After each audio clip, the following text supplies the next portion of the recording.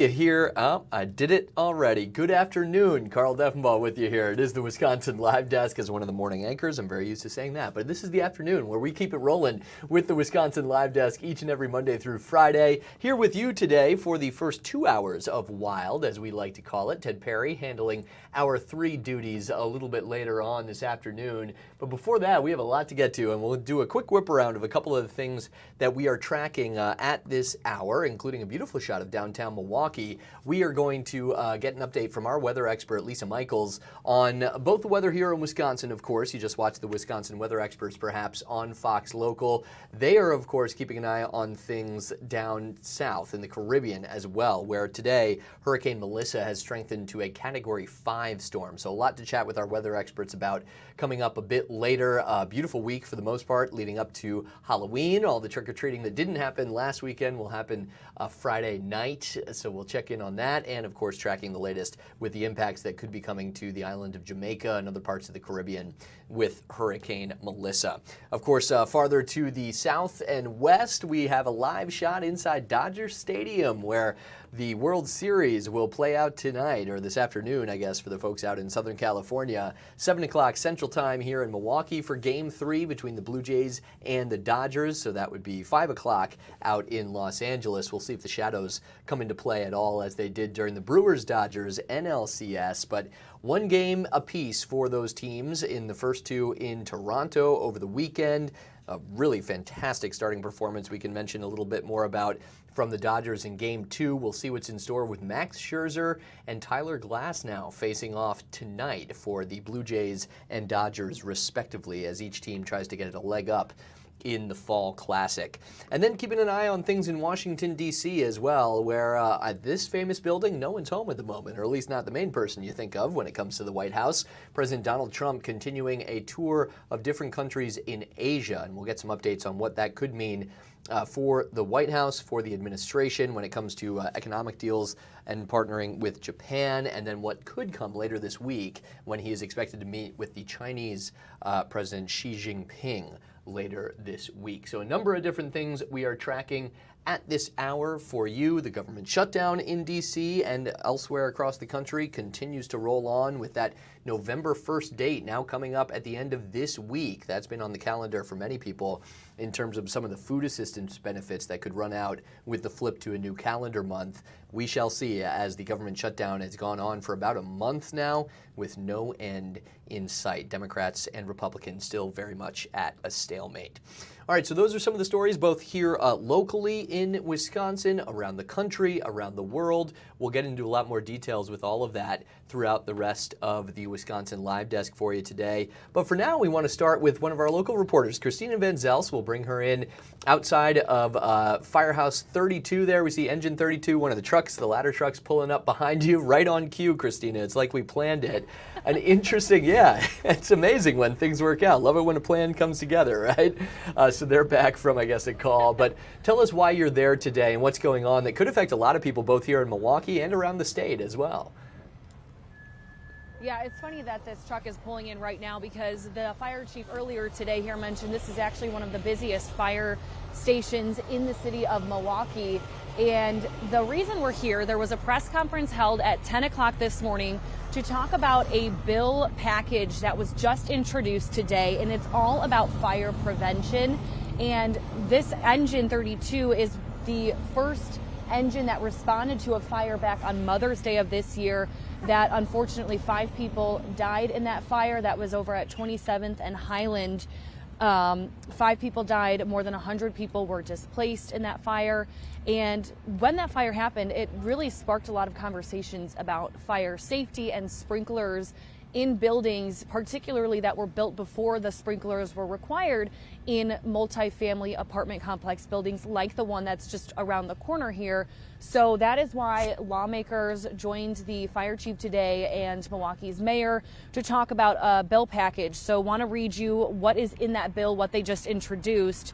The first part of that bill is to allow local governments to enact ordinances related to fire prevention. So they said that that gives local government a little bit more power and ways to tailor their requirements for landlords wherever that may be statewide.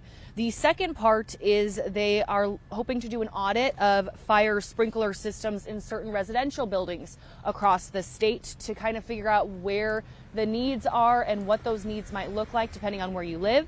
And then finally, the last part of this bill is to create a landlord fire prevention grant. They're hoping to set aside about $10 million for landlords across the state who are looking to put in fire prevention sprinklers, things like that in their buildings for residents. And that is going to be a first come, first serve basis if this passes very early on. Right now, they're looking for co-signers of that bill, and then next it'll go to the committee. But it's a package that the fire chief said he is really pushing for. You always hear Chief Lipsky say sprinklers, sprinklers, sprinklers. He's always been pushing for this and says he will continue to do that. And this is just one way they hope to push for that fire prevention and get more sprinklers and things accessible to landlords and apartment buildings across the state. It's interesting, Christina. I know you've covered a lot of stories along these lines ever since that deadly fire. And yeah, Chief Lipsky has kind of been leading the charge on this, saying if we can switch so many of these buildings to being more modern, have some of those safety measures in place, we will save lives. Did you get the sense of any solutions, right? Because the question, some of the debate at first was, okay, that's great, but who's going to pay for it? Where would that money come? We know the fire department, for example, is also asking the city for millions of dollars to replace some of the aging fire trucks in the fleet. Any sense of where some of that money would come or how this would actually come through in reality today? That is part of what that grant program was mentioned. If this passes, for that $10 million that they're hoping to set aside, where that comes from, that is still a question we are hoping to get answered today if this bill does pass. But it was mentioned that it can be costly for landlords to put in sprinkler systems in their buildings. So this is one step they're hoping to relieve some of that cost, because they don't want landlords to then put that money on their tenants and then ultimately increase rent. But one thing they kept saying is that a life is priceless, and they're hoping that maybe these grants, if this is passed, can help with that cost. We asked, how much does it cost to put in a sprinkler system? Of course, it varies in your building, but the general average is it would cost about the same if you were to replace carpet in every unit of that building. So hard to put an exact number on it, of course, depending on the space and where you're at, but costly was the word used a lot. So that grant program is one way it sounds like they're hoping to address this issue of that cost. And where that money comes from, I think that's also where they're hoping to get the bipartisan support on this bill so that it can take its next steps to the committee and then the floor. But we'll try to get that question answered of where that money might come from before our reports later this afternoon. You took my next question, too. It was going to be about the prospects of bipartisan support. Did you get any sense, I'm sure today, a lot of optimism, a lot of energy for this, but did you get any sense about how realistic they believe it will be to get both Republicans and Democrats on the side of something like this going forward? One thing that was brought up that there might be a little bit of pushback or just a question mark about that is one of the senators, LaTanya Johnson, she mentioned that a lot of lawmakers are also landlords, and so when you mix that in, maybe there is different motives. That's hard to say right now. We haven't had a chance to reach out to lawmakers across the state to see where they stand on this, but optimism is a good word. It sounds like they're really hoping for bipartisan support, especially with this being such a tragic issue, particularly here in the city of Milwaukee. I mean, Chief Lipsky was hoping that if he could just have all of the landlords here in Milwaukee be the ones to benefit from this if it does pass, but it would be a first come, first serve basis because it's an issue that appears to be statewide. Yeah, and if I'm remembering correctly, Christina, from that fire that you mentioned at the beginning of this, that building had passed inspection, actually, I think like within the last year or about a year before that fire took place. Grandfathered in as an older building, was not required to have some of those modern safety things that newer builds have to have going forward. So just another example of some of the issues out there for folks. What else are you tracking down the rest of today that we can be on the lookout for later during our newscasts? Yeah, we were actually over at the Highland Court Apartments before we're here and just checked it out. still boarded up, that building where that tragic fire happened, where the 5 people died. So looking for an update there, but also just reaching out to other lawmakers, see where their head is at when it comes to this bill. And then where it goes from here, we'll stay on it. And if it passes, we'll, of course, bring you that news as well. But this is very early on. They just introduced it this morning. So we will continue to follow it and see where it goes and what kind of support it gets. Yeah, if it's a race, it's not quite at the finish line, but it's early in the race, not quite rounding third or anything like that, to mix my sports metaphors. We'll end with a light note here, Christina. That truck backed up into that garage as fast as possible. I am always so amazed with firefighters, semi-truck drivers, anyone, because that was impressive. We've seen so many trucks this morning. I think that was the third one we've seen go out to a call and come back and do it so quickly and quietly. And now it's like you would never, Where Mike and our photojournalists were just talking, there's been a lot of calls, so it is very busy, but yeah, now you would never know that they're there. It's impressive, and they were doing it with the pressure of the live cameras of the Wisconsin Live Desk on them at the time, too. All right.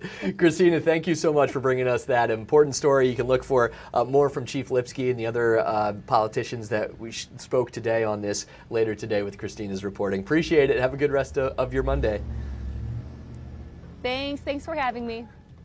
Always a pleasure having Christina here on the Wisconsin Live Desk. And yeah, you can look for her full reporting as we kind of catch our reporters here in the middle of their workday on the Live Desk. You can watch that full story later on our newscasts, 4, 5, and 6. Not sure which exact show that she'll be in, but stick with us here on Fox Local and you'll find it at some point today. All right, let's give you another live look around the area as we're keeping an eye on a few different things for you here at 12:41 on this Monday afternoon. Just because we have it, how about another live shot inside Dodger Stadium? Beautiful place if you've never been. One of the older ballparks in baseball, but has that nostalgic feel and just a gorgeous place to watch a game. Even if it's not the World Series, if it's the middle of the summer, it's amazing with the sunsets there at Chavez Ravine, but should be even better with all the attention on the Dodgers and the Blue Jays today. This was a little bit bittersweet, but final week of baseball, no matter how this plays out, final week of baseball for the 2025 season, as it's just down to 2 teams. They're tied 1-1 in the World Series right now, and by the end of the week, one of them will be the newest World Series champion. Will it be the Dodgers repeating, going back-to-back for the first time that we've seen that since the Yankees of 1998, 99, and 2000? Or will it be the Toronto Blue Jays trying to win their first title since 1993, so going back 32 years? Either way, it'll be some interesting nuggets and history made here in Los Angeles, or perhaps going back to Toronto by the end of the week if it pushes to a game 6 and 7. Also keeping an eye on Capitol Hill, where you can see a live look at the U.S. Capitol building, though not a lot of work happening inside these days as the stalemate continues between Republicans and Democrats, specifically in the Senate over the government funding. Repeated votes continue to fail in the Senate, the Republicans not able to surpass that 60-vote threshold that they need, with only a handful of Democrats siding with them. Democrats using this time as their chance to push for the extension of health care subsidies and seeing what they see as a bit of a window, while for the rest of the country, dealing with the ramifications of an ongoing government shutdown. The SNAP food benefits and other resources that will not be paid out starting November 1st, which is, of course, Saturday. We're seeing all of the stories from the Transportation Secretary, Sean Duffy, about the ongoing issues for air traffic controllers. Just one example of the types of federal workers who are continuing to work without getting their paychecks necessarily these days, and what that can look like as things go on and on. And of course, we're keeping an eye on Hurricane Melissa as well down in the Caribbean. We're going to check in with Lisa Michaels, our weather expert, a little bit later on in the Wisconsin Live Desk. In the meantime, though, we'll give you, bad button push from me there. We'll give you a live look. Downtown Milwaukee, shining bright, beautiful day out there, 53 degrees. We had a gorgeous weekend for the communities that were trick-or-treating yesterday or over the weekend, and all things considered, looks decent for Friday for the authentic traditionalists there for the Halloween holiday. Last few days of October here in Wisconsin and around the country, and we are enjoying them, that's for sure. 2-minute break coming up right now. We'll be right back on the other side with the Wisconsin Live Desk. Thanks for watching.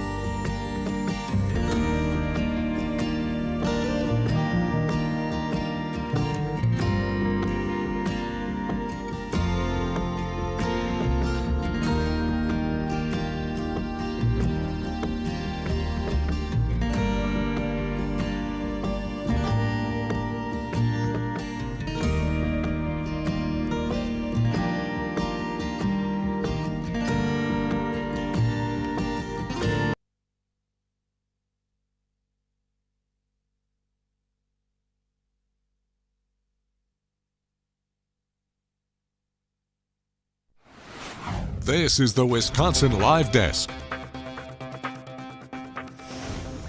Welcome back. It's the Wisconsin Live Desk on this Monday afternoon. Carl Defenbaugh with you here at 1247. We keep things rolling with a different shot of downtown Milwaukee. We give you a sense of what you're in for today in the weather department. That would be blue skies, sunshine, but definitely breezy out there as well. You can see the flag whipping atop City Hall and some of the other buildings downtown. Quite windy today, and that continues, though certainly nothing like what folks down south are seeing in the Caribbean, where Hurricane Melissa has been now deemed a Category 5 hurricane, some sustained winds around 165 miles per hour. That's just crazy when it comes to what folks down in that area are living through and about to deal with right now. Excuse me, I keep hitting the wrong button when I try to. This is the latest graphic from our Fox 6 weather experts. We are supposed to check in with Lisa Michaels a little bit later on for an update. I can actually see her building out some of those other graphics right now. So we'll get the latest on Melissa as you see it bearing down on the islands of Jamaica there and the rest of the Caribbean. Potentially a direct hit of a major storm like that could break some records, and certainly it could be a very difficult next few days for folks in that region of the world. Hey, one other thing that we're tracking now at this hour, this actually just came through moments ago, but a major change for Planned Parenthood of Wisconsin.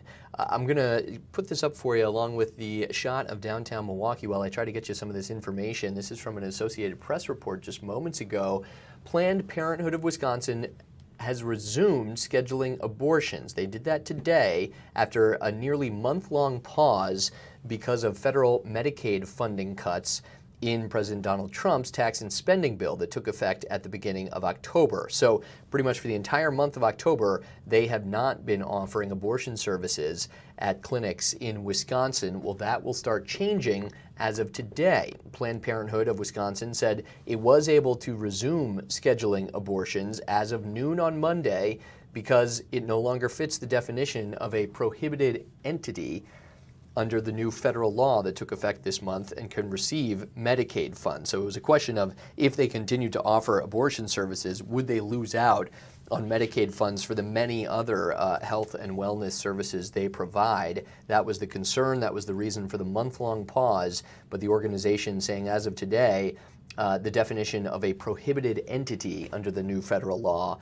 means that they still can receive Medicaid funds and resume scheduling abortions in Wisconsin. Now, the organization had said this was as things were defined under different programs. Dropping a designation now will not result in changes to the cost for abortions or other services or affect Planned Parenthood's funding. So that's a bit of the change there. All of this, of course, relating to the national fight over abortion funding ever since, especially the U.S. Supreme Court ruling in 2022 that allowed states to ban abortion on a state-by-state basis, overturning Roe v. Wade. So 12 states right now do not allow it at any stage of pregnancy.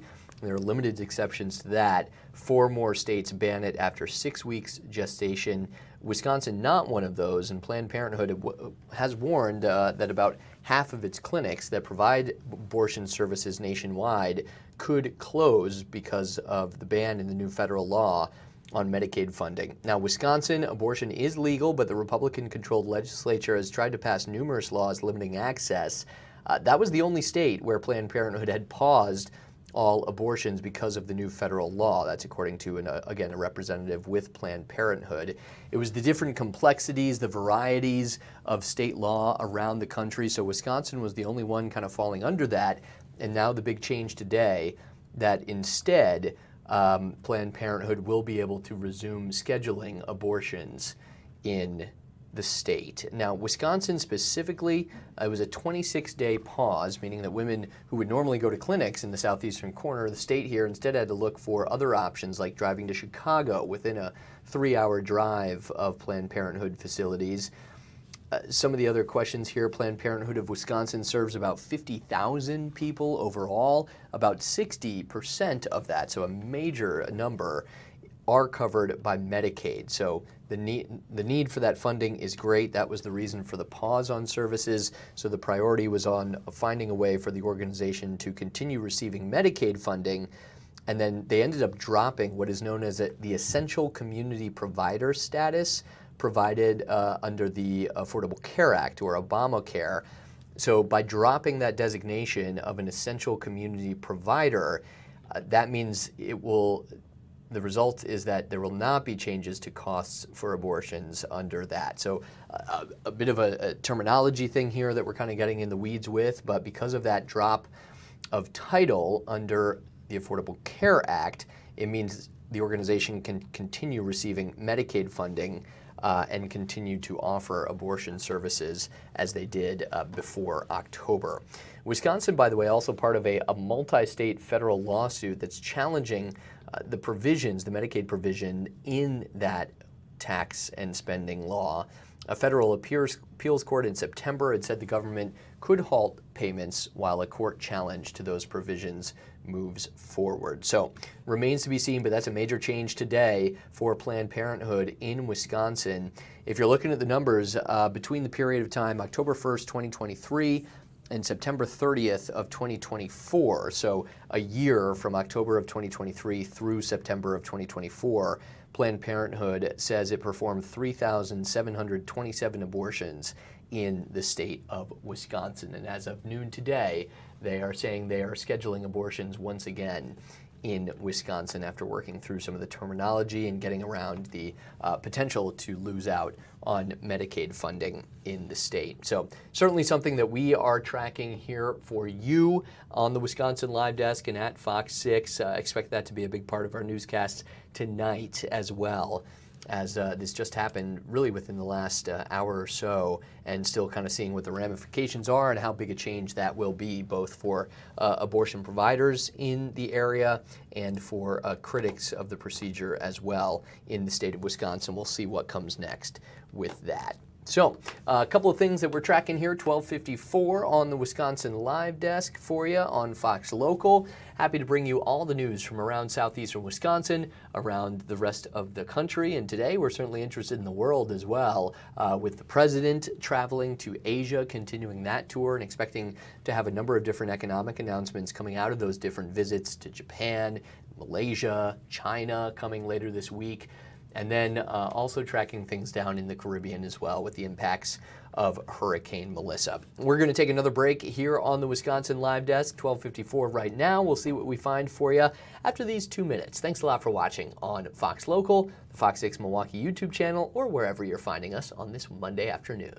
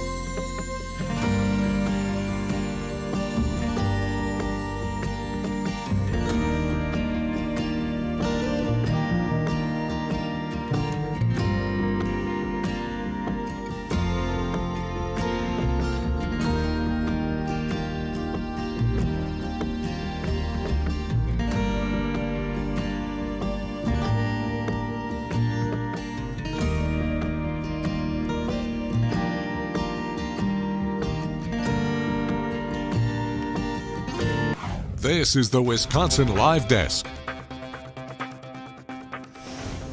Welcome back to the Wisconsin Live Desk. Carl Deffenbaugh with you here on this Monday afternoon, keeping things rolling as we get close to the 1 o'clock hour. I'm with you for the first 2 hours of Wild today until 2:30, and then Ted Perry will handle hour 3 on this Monday afternoon. So still a lot that we're hoping to bring you over the next few hours. Our reporters, we heard from Christina Van Zelst already, out and about covering a number of different stories for you.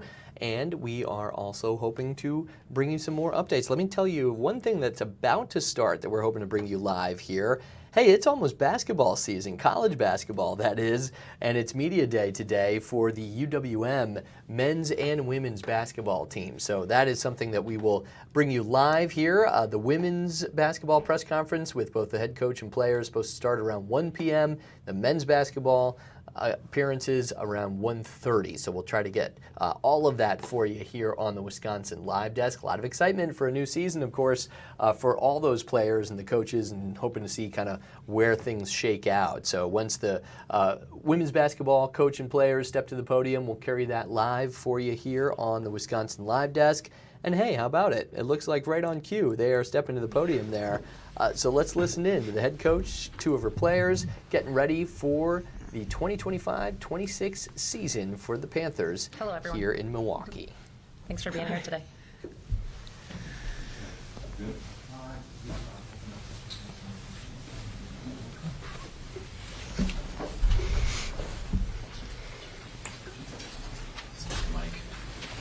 Just do it, man.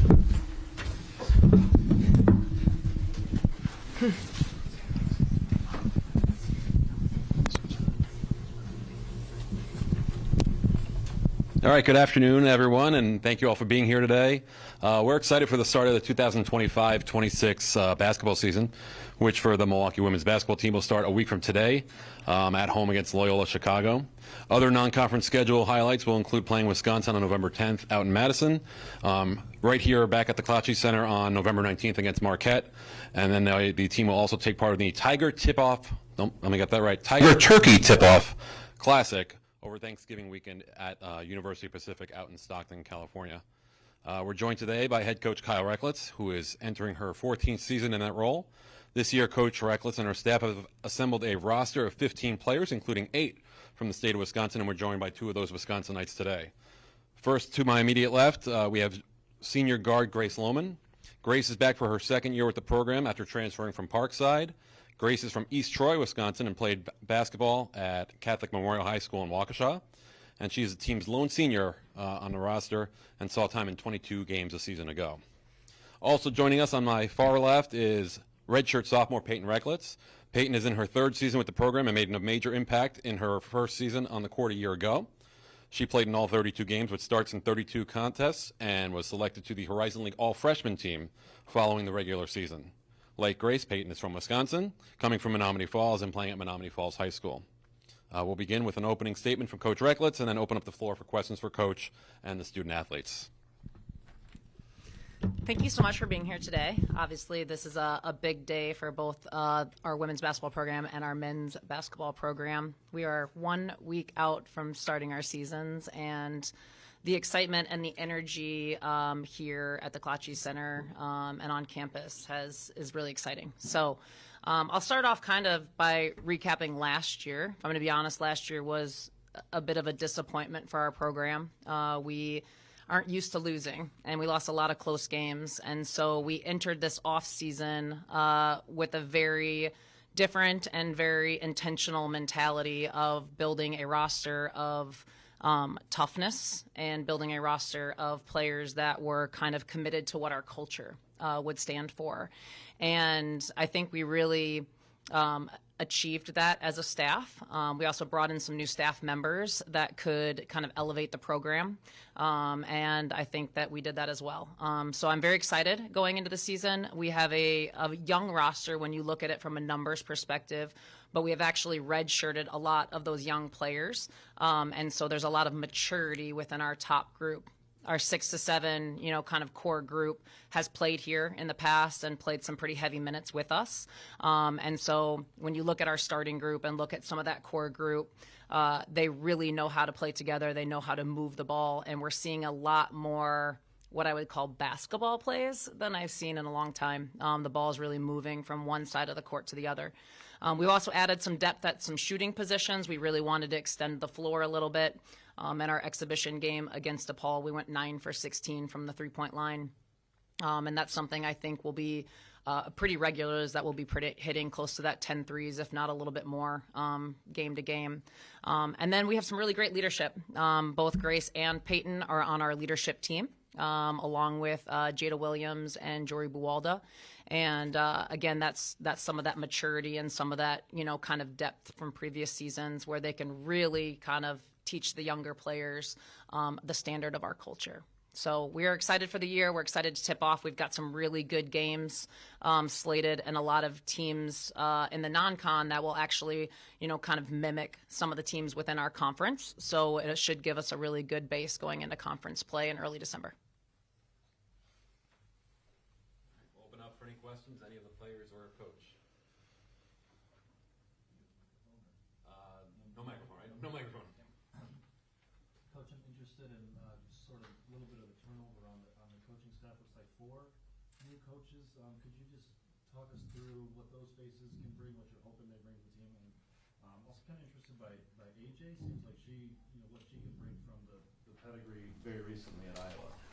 Yeah, and that's really kind of what we were searching for when we had some staff turnover. My longtime assistant or associate head coach, Stacey Cantley, she had been with us for 7 years, decided to move away from coaching. And so I knew immediately I needed to fill somebody with experience. And so we went and grabbed somebody from down the road, John Foffel, who had been the head coach at Cardinal Stritch for 13 seasons. He's actually been coaching for 35 years. So he brings a lot of experience to the staff, and I really needed that person that I could rely on from a, in close games, down the stretch type person. And then building the staff below that, I really wanted to find what I would call players coaches. People that could jump into practice, people who wanted to do individual workouts. Our roster is really a lot younger this year, and so I wanted to get people who wanted to be in the gym. And so bringing in Hannah Whitish, Lanice Williams, and AJ Ediger were all people that have played at a very high level. Hannah played at Nebraska. She had been Wisconsin Miss Basketball, actually, when she was here, and she just finished playing her 6th year overseas. So she's very competitive. She jumps into practice pretty much every day.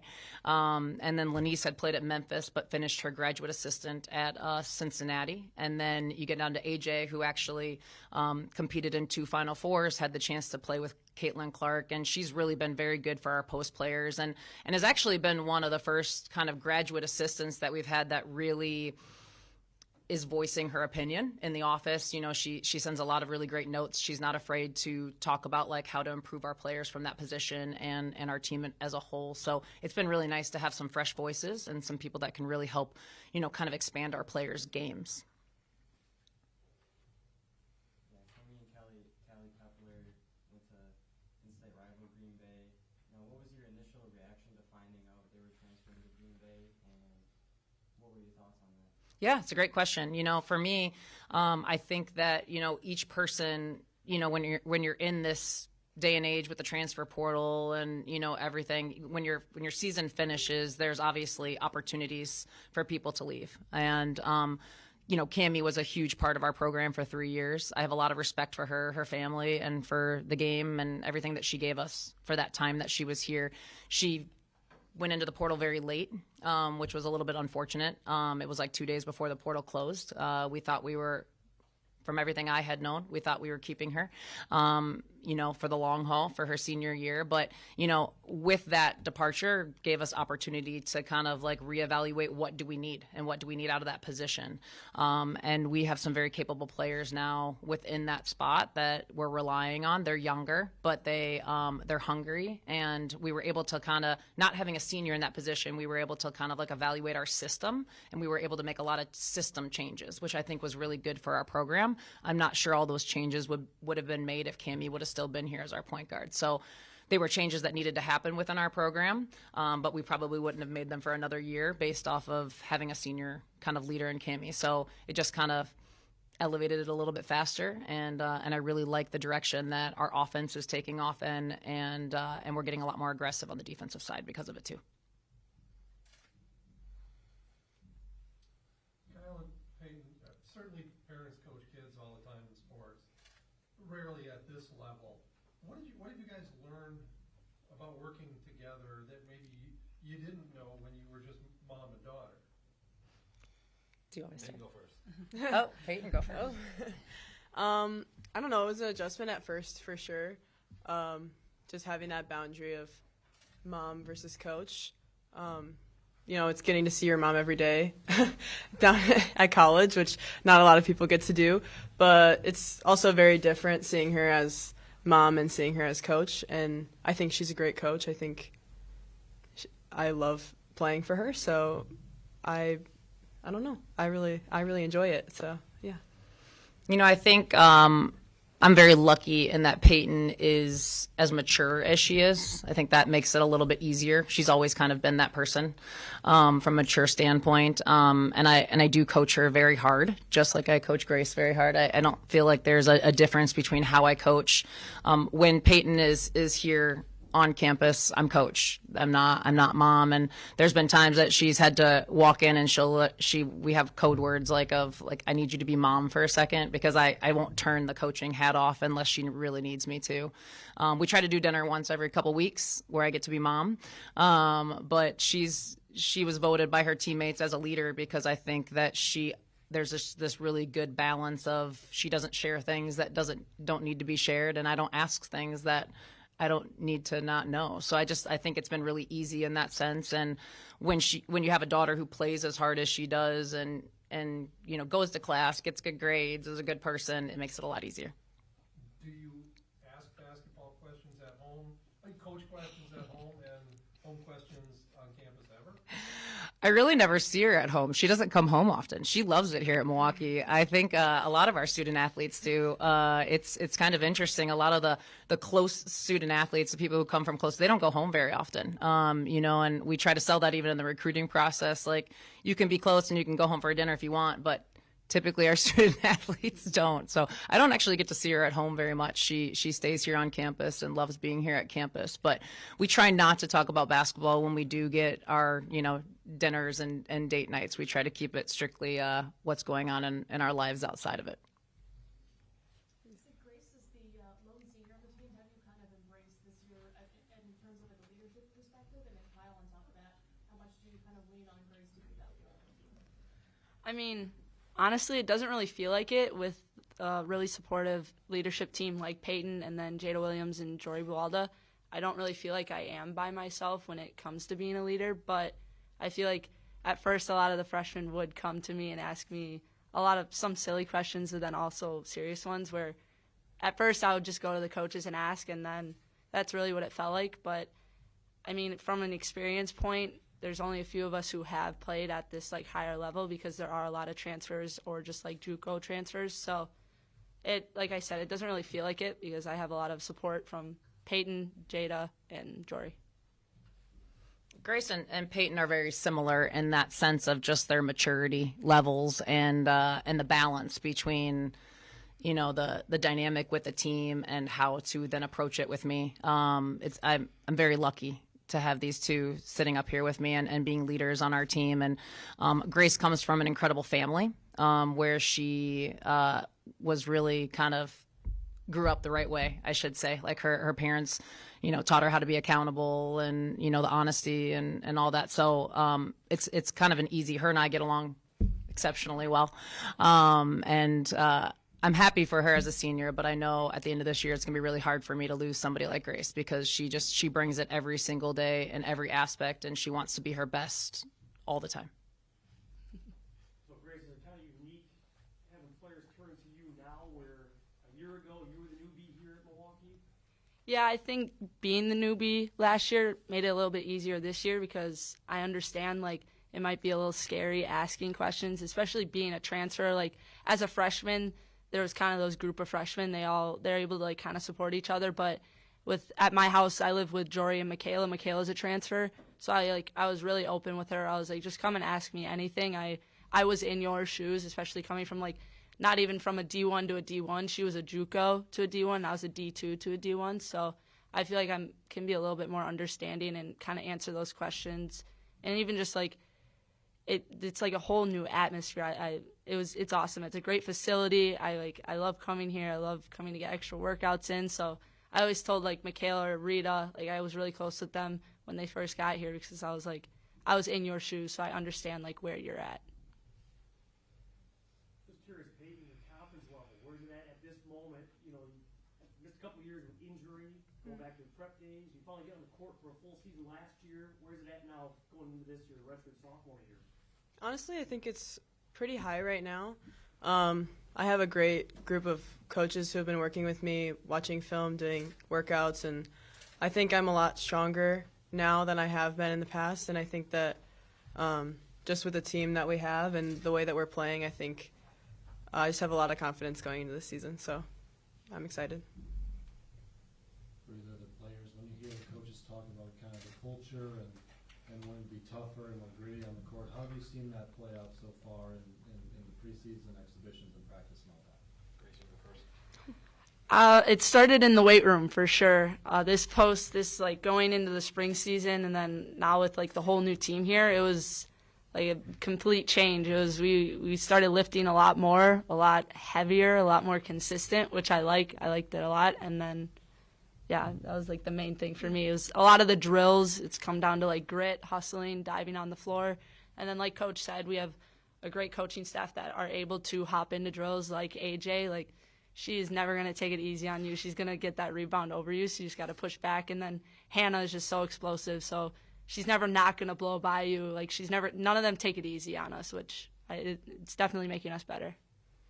Yeah, and I think this year we're focusing a lot on having like that dog mentality, and we're kind of taking that in as a group. And I think just having mutual respect for each other, like on and off the court, really helps because we can kind of go at each other in practice if we need to, and like maybe say some things that need to be said, but you know, we're gonna have fun and we're gonna be great teammates afterwards. So yeah.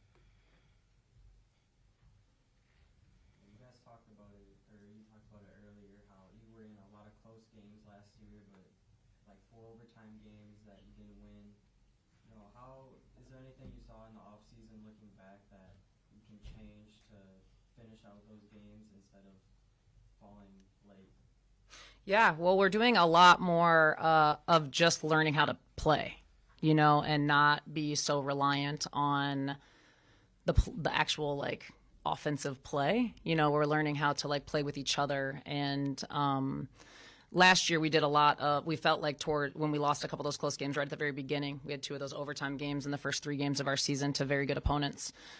We started playing not to lose instead of playing to win. So there are times that we now in practice, I'm going to be honest with you, while we're playing to win, it might be a bad shot. Like there's been times we've taken a shot that I'm like, we want to hold for last shot, but I'm trying to hold back and just let them learn how to play. And it's been nice to see some of the energy. We were in a scrimmage, to be honest with you, the other day, and we were down, or it was the exhibition game. We were down by, I think it was 8 with about 2 minutes to go, and we come down. We hit a 3. We get a stop. We hit a 3. We had to foul at that point. They hit 2 free throws, and then we came down and got a layup attack. So it was just without any bench calls, and they were just playing. So that's been an adjustment for sure. We've been trying not to coach them as much at end of games and let them play through some of that kind of stuff. And with some of the leadership that we have, that's been a little bit easier because we have some people who have scoring mindsets. Peyton's really turned into a great scorer for us this year. She's looking to score a lot more. Grace has a scoring mindset. Jory has a scoring mindset. And Sophia Rampula has really kind of stepped up her game and has worked her way into the starting lineup for us and brings us some size on that wing. She plays a lot more like Kendall Need did, and she's gotten bigger, faster, stronger. So that'll help us too.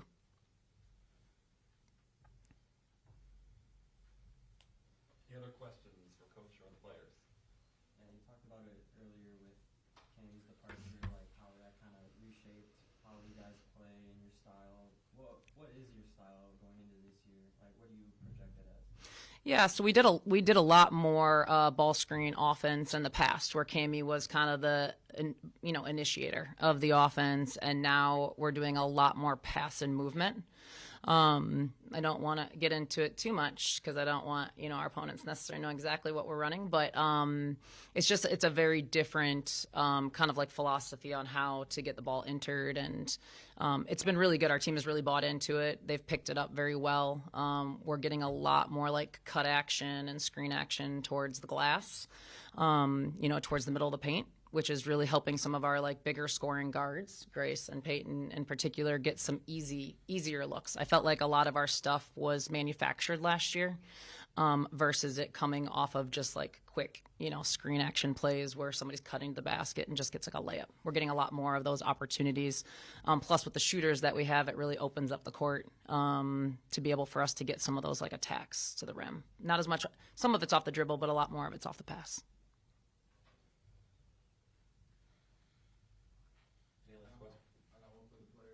What are you guys most looking forward to this season? And are there any games? I know you're supposed to take the games one at a time, but are there any games circled on the schedule that you're kind of looking forward to? I'm just really looking forward to, playing the season with this team. I really like this team and the people that we have and our coaching staff, and like getting to travel with everyone and just playing in a different style, and I just really enjoy spending time with them, so I think it'll be really fun to play out this season.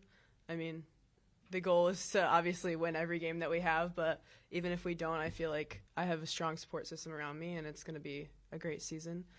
And I don't know about games. I'm not totally sure, but I'm excited to see where our conference is at, and we don't really know what anyone's going to look like, and I think that's kind of exciting because nobody knows what we're going to look like either. So, yeah. Yeah, I mean, Peyton said it really well. I think kind of just going game by game, this is my last year, so I'm very excited. I'm trying to just take it all in. My life's going to be a little bit different in the next 2-3 years, but that's why I'm just trying to enjoy every moment. For any specific games, I got 2 siblings that live out in California, so I'm excited to go for it's like our turkey tournament. I don't know, turkey tip-off. I'm excited for that just because I got family out there, so that'll be exciting for them to be able to come watch. I'm excited for Loyola. Yes. I'm just excited for a game. Let's play somebody. Let's do it. First home game. Make sure you're there, 6 o'clock on next Monday. Well, you stole my thunder. Our first home game is next Monday, 6 p.m. against Loyola. And then, like I said, we've got some pretty big matchups coming up right after that. With Wisconsin on the road and then home against Marquette. Just some of the non-conference games, and then conference play will begin on December 5th against Youngstown State here. It's a Friday night matchup. So, yeah, we'd love to see you all out there at some point this year. And have any questions, feel free to reach out. But again, thank you all for your time and appreciate your time as well. Yeah, thank you. Thank you. Well, there you have it. 3 members of the UWM Panthers basketball team getting ready for the season opener 1 week from today. And you get some of the storylines, some of the changes coming to the Panthers for this year from head coach Kyle Recklitz, as well as 2 of her stars. You got the senior Grace Lohman from East Troy, wrapping up her college career with this final season. And then the fun one, the mother-daughter duo of Coach Recklitz and her daughter, Peyton Recklitz as well, who starred at Menominee Falls before playing for her mother at UWM, and you wonder about some of those dynamics, right? You heard it there. When you're on campus, she's coach, she's not mom, although it sounds like they try to plan those dinners every now and again just so they can have some mom-daughter time as well, kind of switching the hats on and off, or switching the flip, so to speak, if you will. So some fun storylines for the Panthers ahead of their season opener next Monday. We'll see what happens. The Horizon League preseason poll came out. They were picked 9th, so some members of the media not exactly expecting a lot from the Panthers this season. But on the other side, you got some new faces in some new places. Sounds like a new playing style as well for the Panthers, and who knows how things shake out.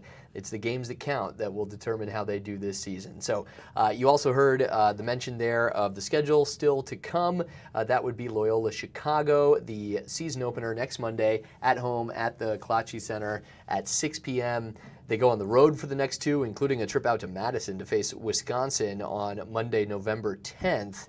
They'll host Marquette at the Klatsche Center November 19th, so all the in-state bragging rights. And then after a few other games there, Horizon League play will start December, let me check this for you, December 5th versus Youngstown State. So, yeah, and if you're wondering, by the way, the Tiger Turkey Tip-Off is the name. It's a bit of a tongue twister, hard to say 3 times fast, so we'll forgive the players and coaches there. But Tiger Turkey Tip-Off will be in California for them, Stockton, California, that is, over the Thanksgiving holiday. So, fun. Everyone has optimism. Everyone has hope at this time of the season, right? You never know what's going to happen with the team as you're just getting ready for the first games to be played.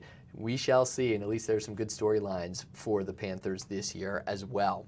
We're going to keep things rolling here on the Wisconsin Live Desk as well. So that was the women's basketball program. The men's basketball program also hosting their media availability.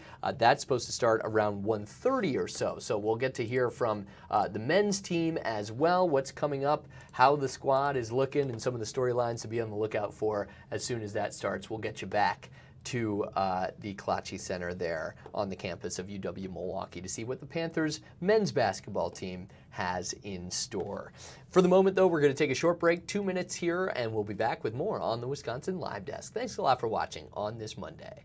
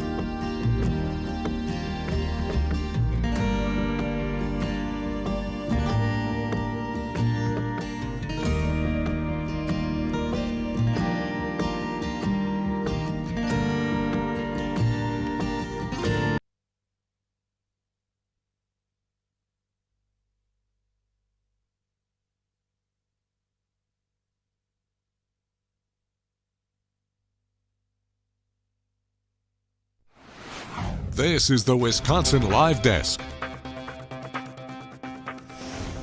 Welcome back to the Wisconsin Live Desk with you here on a Monday afternoon. I'm Carl Deffenbaugh, keeping things rolling. We'll get you back to the UWM Basketball Media Day in just a moment. We've heard from the women's team already. We'll hear from the men's team, and Bart Lundy, his squad actually picked to win the Horizon League, the regular season crown at least, in that preseason poll of the league's coaches, sports information directors, and media members. So for the women, not exactly getting looked at with the same respect going into the season. We'll see what happens when the games are played. But for the men, a lot of expectations as they are the #1 pick in the preseason poll, actually for just the second time since 2006. So high expectations have certainly been possible with UWM. 2 seasons ago, the team was doing quite well.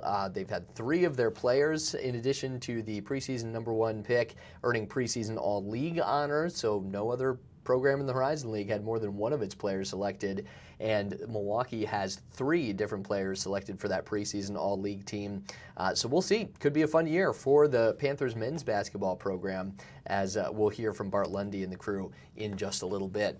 How about a dose of cuteness while we await the men's basketball program? This is going to be a fun one. We told you about a running competition that was happening during Halloween season, of course, for NICU babies at different Aurora Health hospitals in the area. They had their annual NICU Halloween costume bash with a number of different babies looking absolutely adorable. The creativity, of course, all at the parents' and doctors' explanation that things were fine with that. We have the winners now after they were safely dressed up in different Halloween costumes, some simple, some elaborate. Well, boy, did some of these parents show out, and we have 2 winners for you. Let me pop up first and foremost. There we go. We have from Oshkosh, our little Miracle there. Oshkosh newborn Miracle made her way into the spotlight, winning the Aurora Healthcare annual Halloween costume bash. That spooky chic Wednesday Addams costume certainly got our attention. I think that was one of the big responses that we got just naturally when we were rifling through a few of the different pictures that we had gotten from Aurora at first. So a very good costume for a very cute baby gets the victory in this year's costume contest.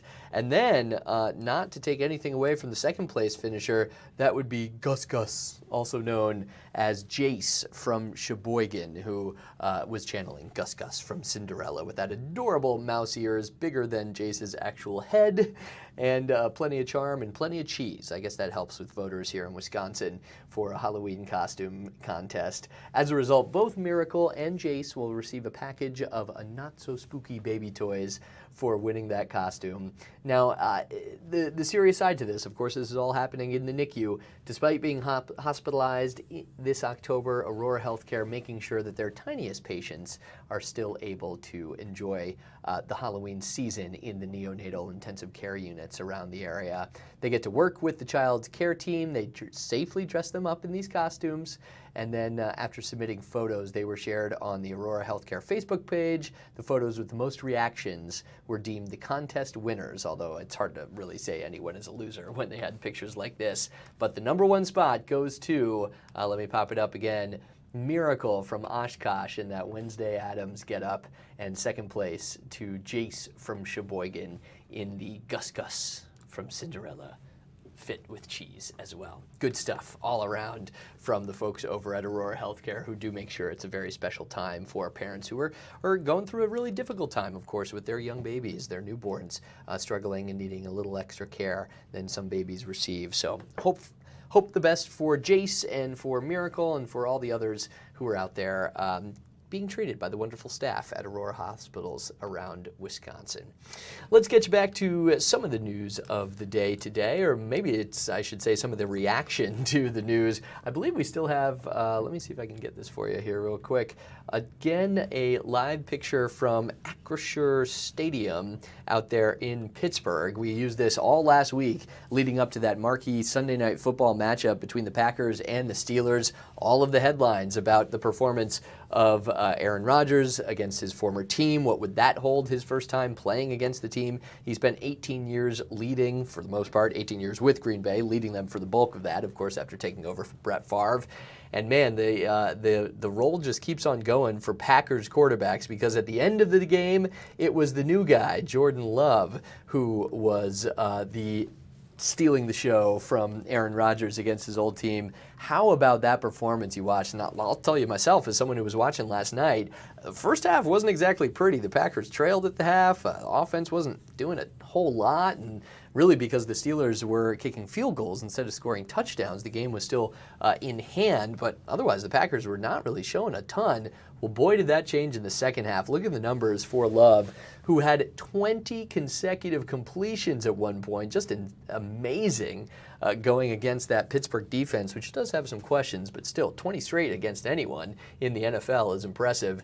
Finished with 360 yards, 3 touchdowns, did not get sacked a single time, didn't have a single turnover. So this was actually the first ever time in NFL history a quarterback had that collection of stats. More than 350 yards, 20 straight completions, 3 touchdowns, not a single sack or turnover on the evening. So pretty impressive for Jordan Love, who kind of cemented that, yes, he is the future for the quarterback position in Green Bay, while they've clearly moved on, but while the previous star was facing off against his old team in Aaron Rodgers. And Rodgers was quite complimentary to Love's performance last night after the game, but impressive.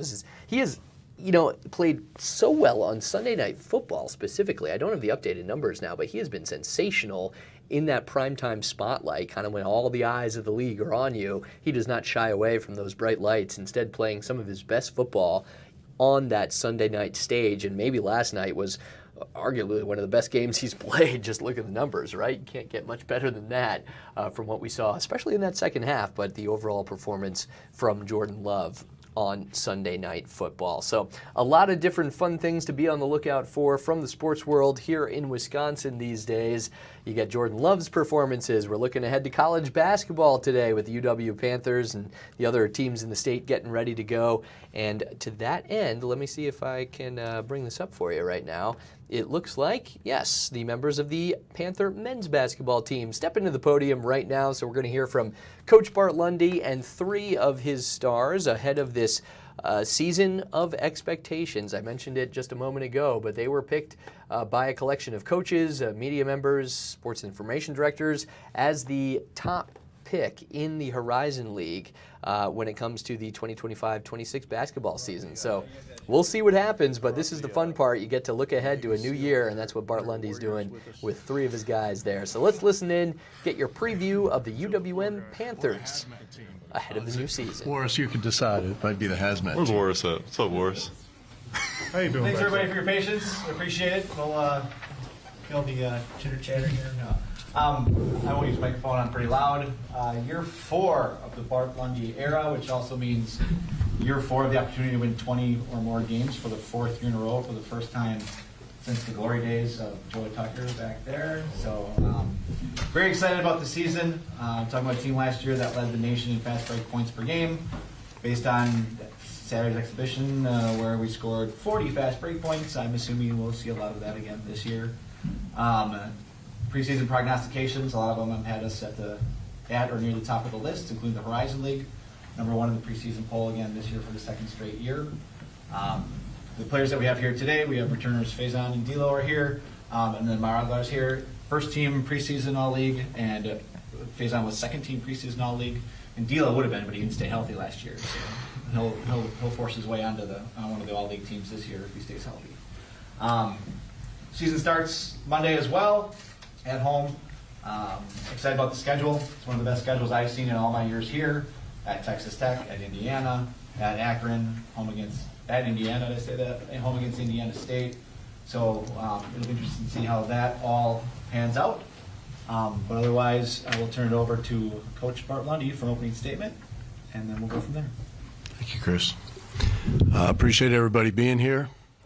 We are knee-deep in this. We've been going with this group since June, and I'm excited about the group. If you leave here today with one overriding nugget, it is that this is going to be the most exciting group that we've had, and we've had some exciting groups. They're not only really good players, but the highest character team by far. We've got a bunch of guys that are willing to sacrifice, a bunch of guys that are here for the right reasons, real, true scholar athletes. Did you say that's right, Amar? Yeah. Yeah, would too. And I am personally hugely excited about coaching this team.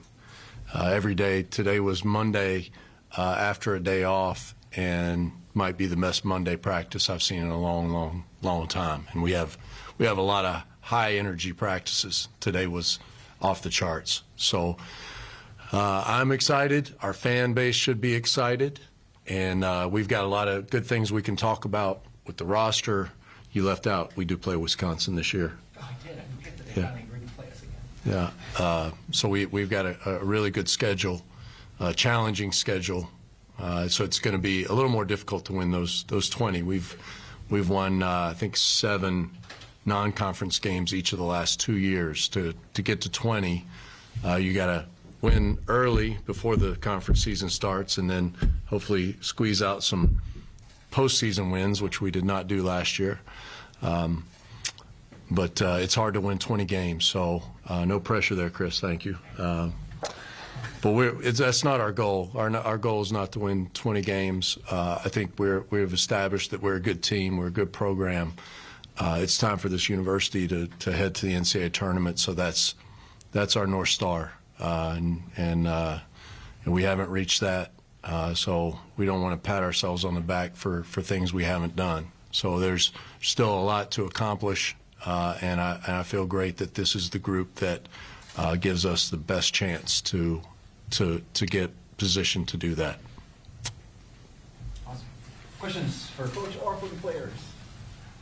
Kurt. Or when you have to redo the puzzle, as you kind of have to do in this sphere of college basketball now, could you take us through how you would summarize, how you reshuffle the deck a little bit, or maybe a lot of it, for the team, how it looks different, how you guys might play different, all that? Yeah, so it's. I would like to tell you that that you can predict the things that will happen.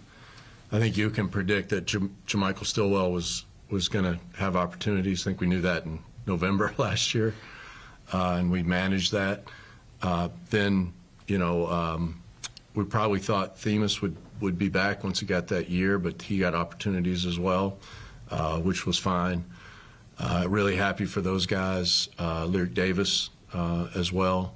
So we had some guys that moved on, but if you look at the landscape of college basketball, having 7 returners, that's the most in the Horizon League, and if you look across mid-major basketball, be hard-pressed to find a team that's got that many returners. So a lot of new guys, and we had signed, we had signed Tate, Stevie, and Josh early. So we had signed 3 early, and so really we were in a pretty good position last spring to be able to fill gaps that we needed. Saku was my favorite player since I came back here to Milwaukee in the high school realm here in the state, and then when he became available, we actually got the commitment, I think, before a lot of people even knew. He had hit the portal, and we had him over here. I don't know if it was the same day or the next day, but we circled the wagons, and we're very fortunate to have him. Amar had been just down the road. I think if you look for the second year in a row, we have the most Wisconsin kids of any Division I in the state on our squad, and Amar is from just across the Illinois border. But is it fair to say you played a lot of basketball in Milwaukee? Yeah, it's fair to say that. Fair to say that. So we had recruited Amar in junior college. He was the National Junior College Player of the Year, and went out, tried to get some sun in California. But got to know not only Amar but his grandfather, who has since passed, and I think Amar wanted to be here. I wanted Amar to be here, and I think more importantly, his grandfather wanted him to be here. So things work out the way they should. And then once we knew that Themis was going to leave, we were at the junior college national championships, and I saw Daytona State play with Jake Williams, and saw a kid named Isaiah Dorcius play, and he it's one of those things where when you see it, a guy that's perfect fit for your program. And I got one point during the game, the first game I had seen him play, I looked at Jake and I said, I don't care what we got to do, I want that one. And we don't recruit a lot of guys. It's not like we mass recruit. I won't say how we characterize it, But when we see somebody we like, we go after them, and we spend all our time trying to get that guy. And fortunate for us, Isaiah was, in my opinion, being under-recruited, and he's a perfect fit. Those two freshmen that we signed early, Josh and Stevie, I don't know how many of you were at our exhibition, but if you didn't look at those two freshmen and go, wow, they're good players, but boy, are they fearless. So I think we could turn the lights on the championship game of the Horizon League right now, and those guys would step in and not be freshmen. They are absolutely fearless, and I love those guys. And then we felt like, we didn't have enough shooting last year. We didn't have enough scoring, and Seth Hubbard was in the portal, and Seth is a 1,000-point scorer in the MAC, and we just thought that, with his size and his ability, he had a kind of a rocky road last year. Things hadn't worked out, but we knew his character and we knew his background. He's from a hoops family, and we just saw something in Seth that for his last year, kind of like Amar, we thought he was a perfect fit for what we were doing. So we've got a lot of really good newcomers. So I don't know if I'm meandering a little bit, but to answer the question, we went and we got the pieces that we needed, but they were all great kids, and they were high character guys. I think in this era of the portal and the NIL, the one thing that we have said as a staff is that we want to go get guys that are that want to be here and that have high character, because if you fail on those two things, then they're gone. Some will be gone no matter what, but if you fail on those two things, they're going to be gone. And I think we have lived kind of a philosophy where if you have good players, you can win games, but to win championships, you got to have really high character. And I didn't think our selflessness on the last couple teams, we were good teams, but we weren't elite teams. I think we've corrected that. I think this team can be elite.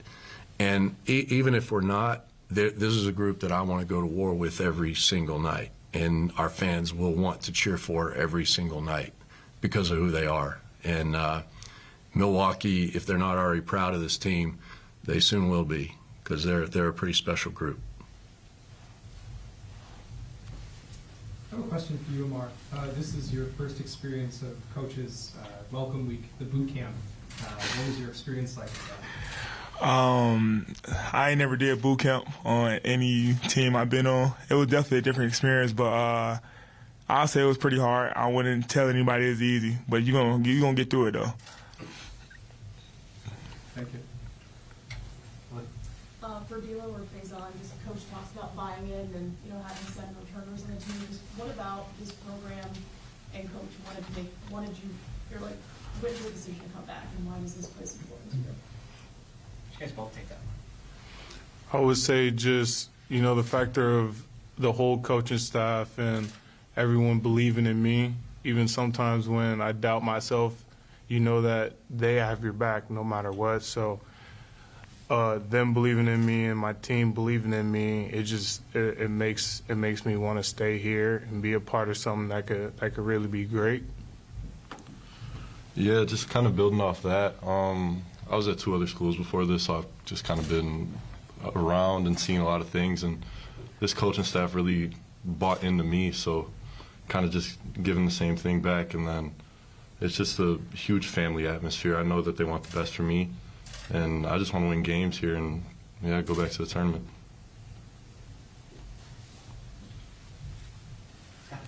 Amar, what do you think you bring to the table as a new guy here? People aren't so familiar with your game. I think I bring a lot to the table. Definitely scoring. That's probably my biggest thing. But I think I just bring a lot of energy, make the guys, everybody have fun, everybody play well together. I think I could be a glue guy. I think I could bring whatever to the table any night. It doesn't matter if I'm impacting on scoring or his defense. I'm just going to make big plays, and there's going to be a lot of excitement. All right, you mentioned you got the most, Wisconsin guys here. but a lot of it is coming back. Sort of how do you go about trying to get guys the first time around versus bringing them when they want to come home? Well, you got to have the right guys that want to come here the first time, and I think the relationships that we had with the guys that came back started the first time. The biggest mistake I could make, in my opinion, is taking the wrong guys the first time. So if we can get the right guys the first time, we will. But sometimes it's going to be bounce back. And I do think this is a compliment to our city. When they leave, a lot of the kids in Milwaukee think, well, I want to get out of Milwaukee. But when they leave and they go somewhere else, they start to realize, I was in a pretty good place. And that makes them want to come back. And we just have to be there at the right moment and be involved with the right people. And we're trying to do that. No, this is just year 4, and I think it's been getting better every year. Eventually we'll land one of those really good first-timers. But if not, we'll take the Joe Tuckers of the world. And they'll learn their lesson and come back, right, Joe? Yeah. Can I follow up, Dilo, with you? What did you learn about the city by being away? The big thing was I really just kind of miss my family. That's a huge thing for me. So just being able to come back and see them all the time, whenever, and then just being able, because Jose coached me when I was playing AAU, so having that relationship with him, and then getting to know the rest of the coaching staff, and then everybody just brought me in with very open arms, and then yeah, it was just a great experience getting back here. So do you feel like going away, you kind of got to do that maybe when you're a kid, but you realize what you gave up? Somewhat, what you missed? Yeah, somewhat. But I'm pretty sure when I committed already, were you here? I don't think you were here either. When I committed in high school? No. When I signed, I don't think it was the old coaching staff. So I mean, going away was nice. I mean, it gave me some experiences, but there's nothing like home. I've missed it, and I'm just glad to be back. Coach, just looking at the schedule, just first time that the Badgers on the schedule in 6 years, so what's the excitement level for that game? I think it's huge for our players and our fans, especially the ones from Wisconsin. It's first, I'd really like to thank Coach Gard, because he didn't have to play the game, and I personally would like to see all of us play. There's only 4 Division I's. I think people in the state, to promote basketball in the state, that needs to happen. So I would love to see, Marquette. It doesn't have to be every year, but every other year, every third year, let's play. And I know I'm probably asking to get my butt kicked, but that's okay too. We want to play these games, so they didn't have to play it. But our RPI, recently has been high enough that we're a good game for them. Not going to hurt them in the tournament. In Selection Sunday. Amanda's on the women's. She's the head of the women's committee, so I'm sure she could vouch for that. So let's play. It's not the ideal time. So they called and said we can play December 30th. So we play the 29th against Fort Wayne, and we'll have a 2-hour prep for Wisconsin, and then 2 days later we play at Wright State. So it wasn't a convenient time for us, but we'll take the game whenever we can get it, because it's good. It's good for our program. It's good for the state, and I'd love to see more of it. There you go. Some of the comments from Bart Lundy and his guys ahead of what could be a very exciting season for the UWM Panthers. You heard it right at the top. Bart Lundy saying this will be the most exciting team that he has coached here back in Milwaukee. The former Marquette assistant has been leading the Panthers now for a few different years. And the other nugget that his sports information director announced at the beginning there, trying to win 20 or more games now for the 4th consecutive season, which would be a first for the program since the 2002 to 2006 stretch. So we shall see. They've come oh so close to making the NCAA tournament, have been in the CBI and some other tournaments as well, but should be a talented group, and they are the preseason pick in the Horizon League. Now the work begins trying to actually see that through on the court. And you heard that big matchup coming at the end of this year, December 30th, at Wisconsin against the Badgers at the Kohl Center. Should be good. Not the only Big Ten team on their schedule, too. They play at Indiana November 12th. And our Lily Zhao, you might have caught her there,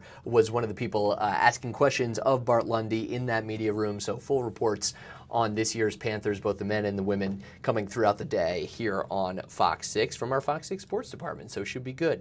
In the meantime, we want to get you to some of the other news of the day. I mentioned this earlier, of course. We are tracking the latest with Hurricane Melissa, and we bring in our Lisa Michaels now. Lisa, it's great to have you here on the Wisconsin Live Desk. I understand you've just gotten some new numbers, some new reporting on just how potentially massive and damaging this storm could be for the Caribbean. So take it away. What's the new update? Yeah, Carl. So no, I'm not in the Bahamas, although it looks like it. But nice, right? We have a live shot from the Bahamas where the clouds have been increasing throughout the day. Waves not super choppy, but we will be increasing the waves in the Bahamas through the upcoming days because it's one of the locations that Hurricane Melissa is going to impact. Now, as Carl mentioned, yes, we are tracking some new information. As we had, hurricane hunters is what we call them. We have these planes where meteorologists are in, and they're special planes that fly into the hurricane itself.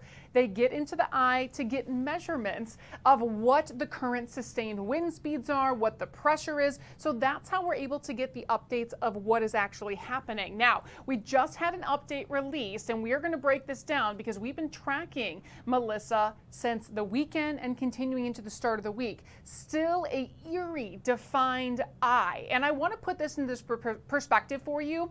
While that eye looks relatively small, it's about 11 miles wide. So that is from going nearly from Milwaukee to Brookfield. That is massive. So this is a very large and extremely dangerous storm that we're continuing to track. Now, it is noticeable to the south of Jamaica still, but it's looking to curve upwards as we head into tonight and Tuesday morning, which is expected to make landfall. We are watching right now, again, not only Jamaica under a hurricane warning, but we have Cuba under that as well. Tropical storm warnings for portions of the Dominican Republic. And then as we head towards Kirks and Caicos, as well as portions of the Bahamas, we are under a hurricane watch. So why is this system so strong? Well, it is feeding off of the very warm ocean waters. Notice temperatures are in the low to mid 80s, and that is typically when we see the highest or warmest temperatures this time of year. That is allowing this storm to strengthen and maintain its strength. But notice what's north of Cuba, the water temperatures actually get a little bit cooler. That's going to allow that storm to weaken, and of course, when we have any kind of tropical system interacting with land, that weakens the storm itself. Here's the current update right now. Hurricane Melissa is a Category 5 hurricane, so that is the highest on our CAT scale there. We have sustained winds now at 175 miles per hour. So here's another difference. Well, we don't necessarily deal with hurricanes here. Hurricanes are scaled based on the sustained winds, not the wind gusts. Our tornadoes, which is when we analyze them here, because we do have tornadoes, those are analyzed, at least for the damage, in fact, of the strongest wind gust, not the sustained wind. So with sustained winds at 175 miles an hour in this storm, we could be talking gusts possibly close to 200 miles an hour, and this is going to be a life-threatening system. We are continuing to track this, again, moving to western portions of the island, and again, making landfall tonight into tomorrow morning. It was forecasted yesterday to maybe downgrade to a Category 4, but the trends this morning is it's likely going to stay a Category 5. And because of that, that officially would make it the strongest hurricane in history to make landfall in Jamaica as a Category 5. Even if it did happen to weaken to a Category 4, it still is going to be the strongest hurricane to make landfall in Jamaica in over 35 years. So this is a historic system. And again, while it may not look that big, this is going to have catastrophic impacts because it is moving at such a slow pace, as well as the very mountainous terrain that Jamaica has, that will allow a lot of flooding to flow down the mountains and to lower communities communities, as well as the threat of numerous landslides. With winds this strong, we're likely to disconnect power for many days ahead. And unfortunately, we've already had fatalities from this storm, and it hasn't even directly been over land yet. So there is going to be a big story ahead, not only for Jamaica, but notice as we project this out, this will be heading into Wednesday. It's going to make landfall then in Cuba as a Category 3 is what we're forecasted at right now. Then again, heading towards the islands at a Category 2 and potentially could make its way towards Bermuda as well. We are going to talk about the precipitation forecast because these higher amounts now have shifted more so for the western portions of the island. While we could have again up to 14 inches, it's some of the higher elevation where we're talking about possibly 30 to 40 inches plus of rain, and that's not to mention the rain that's going to be draining downwards. Now, unfortunately, what I've also been talking about and listening to is they have these leveeways which can collect a lot of the water, and there's been trucks prior to Hurricane Melissa moving in trying to clear out those levees. They unfortunately over the past several years have had garbage accrue in them, dirt, waste, all sorts of things, and if they can't get a lot of that out, what happens when you dump a lot of rain over dry soil? Well, it just kind of runs outwards. Those levees are supposed to maintain the water, and if there's a lot of debris in them, that water then isn't going to be able to flow down them and can actually flood the surrounding communities. So this is going to be a massive system that we're continuing to watch as Melissa again is looking to move through.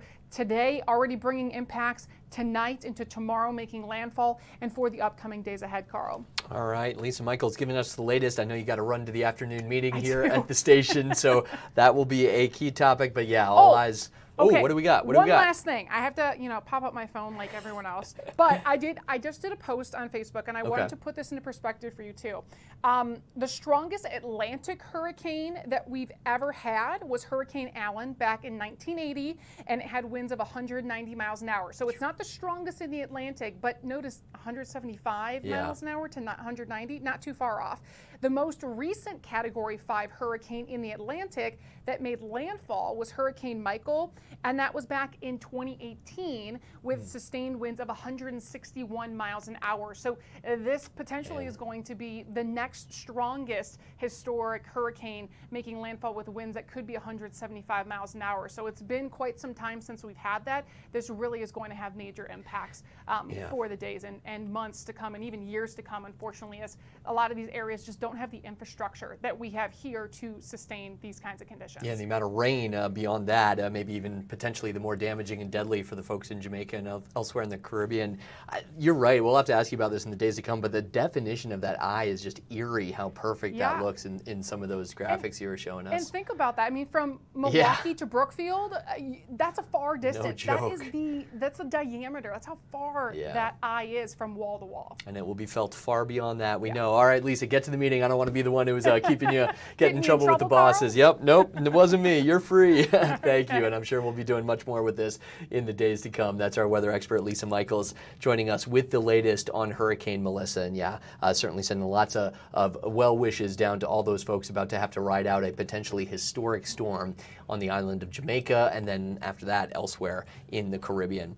Hey, since it's still going on, let's get you back to that UWM press conference, preseason media availability, some of the players, and Coach Bart Lundy answering questions here. If the questions keep coming from Lily Zhao and others, let's listen in. Get back in shape with J. Mike was terrible. It was awful because he'd just be running, and I was gassed and I was kind of dying a little bit, but it was fun. Me and him obviously play very differently, but he's prepared me for a lot, like a level of physicality and rebounding and stuff like that. So that's my guy, and I'm happy to be able to compete against him last year. Yeah, he said whatever about JaMichael's game, but he brought it every day in practice, and he's just kind of a ball of fury, especially when the ball goes up. So I would say that D'Lo learned to box out better. But no, if we had both of those guys, and you can throw Aaron Franklin in there as well, if we had been healthy, Faison be healthy all year last year, we're a different team. But I think the thing about losing D'Lo and JaMichael, they're so different. You can play them together, And D'Lo complaining, but D'Lo could play point guard if we wanted him to play point guard tomorrow. He wouldn't like the zigzag game. But he's skilled. He's that skilled. So, that's kind of what we missed last year. Is we became a really tough team and a kind of a blunt force object, but didn't have a lot of finesse and skill. I mean, finesse in the best way, yeah. But a lot of skill. And with the whole team, we would have had both. We just never got that healthy. Coach, each of your first three years, rebounding has been a big part, I think, each year with a largely different group, different pieces are some of the highest rebounding totals in program history, doing it different ways. Is that still something you expect out of this group? You alluded to earlier, you needed more shooting, you needed more offense. Some might think, well, that means you want more here, so you maybe bring that down a little bit. How would you describe what you want on the glass this year with the added offense? Well, I think that everyone in our program understands that you can't lead the country in fast break points if you're giving up second shots and baskets. So not only rebounding but defense. When we get and I can give you, I know you want numbers on all this, but we have specific numbers where we call it a clean stop, where you make the other team shoot, you contest it, and there's no offensive rebound, they miss, and you get a clean rebound. So a clean stop. Our fast break points off of clean stops are crazy good. So the first thing that has to happen in order to play offense fast is that you have to get rebounds. And then a large component of, I'm not really smart enough to have tricky plays.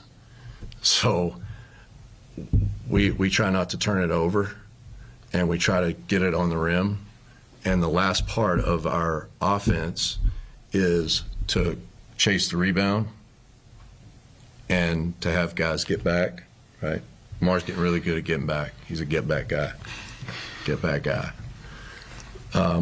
So just like you would work on setting a screen, the last part of our offense is always chase the rebound. And that's more important than whatever play we ran. So the two ends, if you want to play fast, you got a defensive rebound. And then the last part of I didn't mean to get in a coach's clinic here, but the last part of our offense, the very elementary school offense that we install, is we go chase whatever bad shot Amar took. So we can throw it back to him and he can take another one. So the combination of the two lead to really high rebound numbers. So nothing will change with that.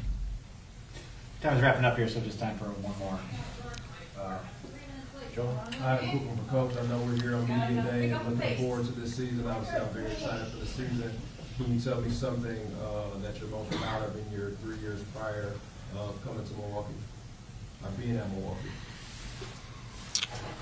Well, that's a deep one. I would say that reestablishing the pride in the program. I think we have all seen it, where you go in a room and people aren't just gonna tell you they're a Marquette fan. Now these 100,000 graduates that live around the city are starting to thump their chest and say, I'm proud of that Milwaukee basketball team and I'm proud of that university. And that's to me, that's the biggest reason to go to the tournament, is that if we can motivate and make this community proud to be graduates, because there's a lot of them, I think that's why we're here. And obviously we're what everybody kind of sees first about the university, and we want to represent that the right way. But I think we brought that pride back, and I hope you feel that. We just want to make one more step. So I hesitate to tell you that that we're there yet, in doing what I would be proud of, because we're not yet, but we will be. We will be. Dave, you had one more? Yeah, just the other senior Milwaukee guy who's back is Levis. What can you say about him? What do you expect, or what do you hope? What's success for him this year? I think, and Johnny could have been up here as well. I think Johnny's playing at a level of efficiency and confidence that maybe he didn't even know he had at this point. I think people are going to look at John Lovelace and go, wow, that's the same guy. He is guarding, he is making threes, he's on the glass relentlessly. John's going to have a great year, and I think he's gonna shock people too, kind of like D'Lo. You know, they're going to go, wow, you know, where are these guys? Where were these guys? And they've always been here, but I think D'Lo, with his confidence, and he's really done a great job with his conditioning and his strength and his health. Johnny, the same thing. Like, he lives in the gym, and he's ready to take off. So it's a great question. I'm glad you brought it up. Johnny Lovelace is going to explode this year. Sorry to be the bad guy. Got to wrap it up. Guess other deadlines. There you go. That is Milwaukee coach Bart Lundy there, getting very excited for what his team is going to bring to the court this year. As you can see, high expectations. He thinks this will be his most exciting team that he's had in 3 previous years, now going into his 4th year, and some of his players there certainly ready to tip the ball and get going with the Panthers basketball season. Lofty goals, and can they make it to the NCAA tournament? That would be pretty exciting, as you just heard Bart Lundy reference for all the alums around the Milwaukee area. All right, we have to take a quick break here on the Wisconsin Live Desk. We keep things rolling with your news, both from here in the Milwaukee area and around the rest of the country after these 2 minutes. Thanks for watching.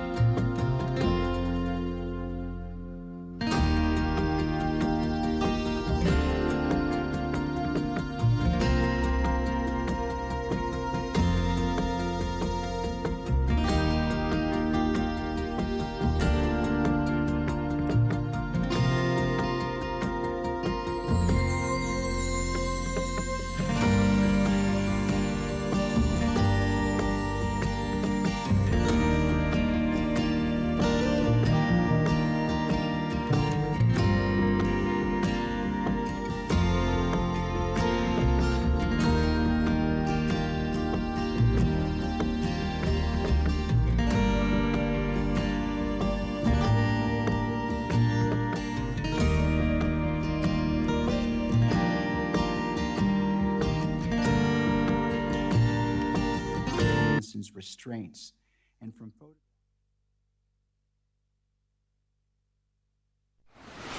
This is the Wisconsin Live Desk.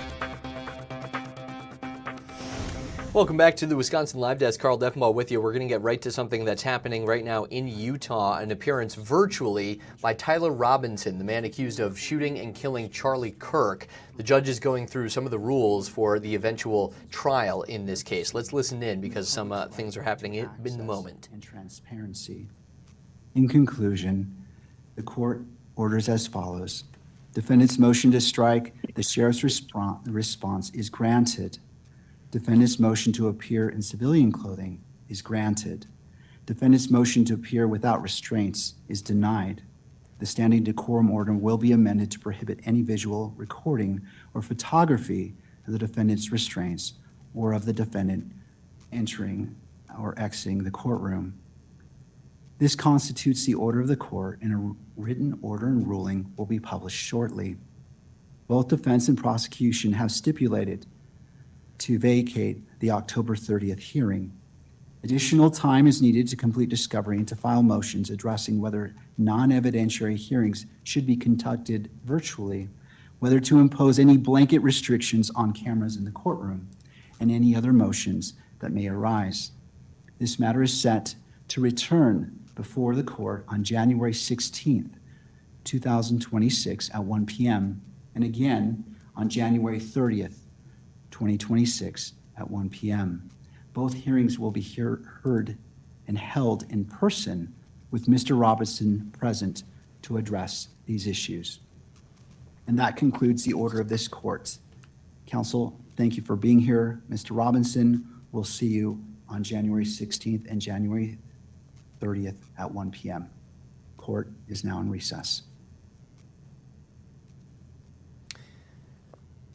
There you have it, a virtual appearance of Tyler Robinson. You did not see him there, you just saw the slate. His picture was not up, of a Utah County jail. That's in Spanish Fork, Utah. The courtroom itself that you were just listening to that judge address the different sides at was in Provo, Utah. All parties, though, appearing remotely. A couple of the things that you heard there were decisions from the judge on just what a trial would look like for all of us watching and covering it. That includes a ruling that Tyler Robinson, the man accused of killing Charlie Kirk, will be able to appear in street clothes, not in a jumpsuit or anything like that. He will, on the other hand, you heard the judge say, be restrained, whether that's handcuffs or chains or something of the like, due to the serious nature and the expected attention of this trial, though the judge made it clear, specifically to some of the videos, some of the things that we'll see, pictures, him walking in or out of the courtroom, those will not be available to the public so that you don't see him, Tyler Robinson, in handcuffs or in restraints of that kind. Of course, here in the U.S., all people are believed to be innocent until proven guilty, so that is the judge taking that into account. There was supposed to be a preliminary hearing as soon as later this month, but also you heard that at the end, getting pushed back to January. In this case, January 16th will be the next time Tyler Robinson and the different attorneys on both sides, defense and prosecutors, will be back in a courtroom. I'm not sure, I didn't catch if that would be another virtual appearance or if he would actually physically be in that Provo courtroom going forward. So we shall see. But some updates there from the trial against Tyler Robinson, the man accused of killing a controversial conservative activist, Charlie Kirk, on that college campus earlier this year, an event that led to a series of demonstrations, protests, and more all across the country in the wake of that shocking death. All right, another break coming here on the Wisconsin Live Desk. 2 more minutes, and we'll see what else we find. It's been a very busy day already, and we'll see what we can do for you for the rest of your Monday afternoon after these 2 minutes.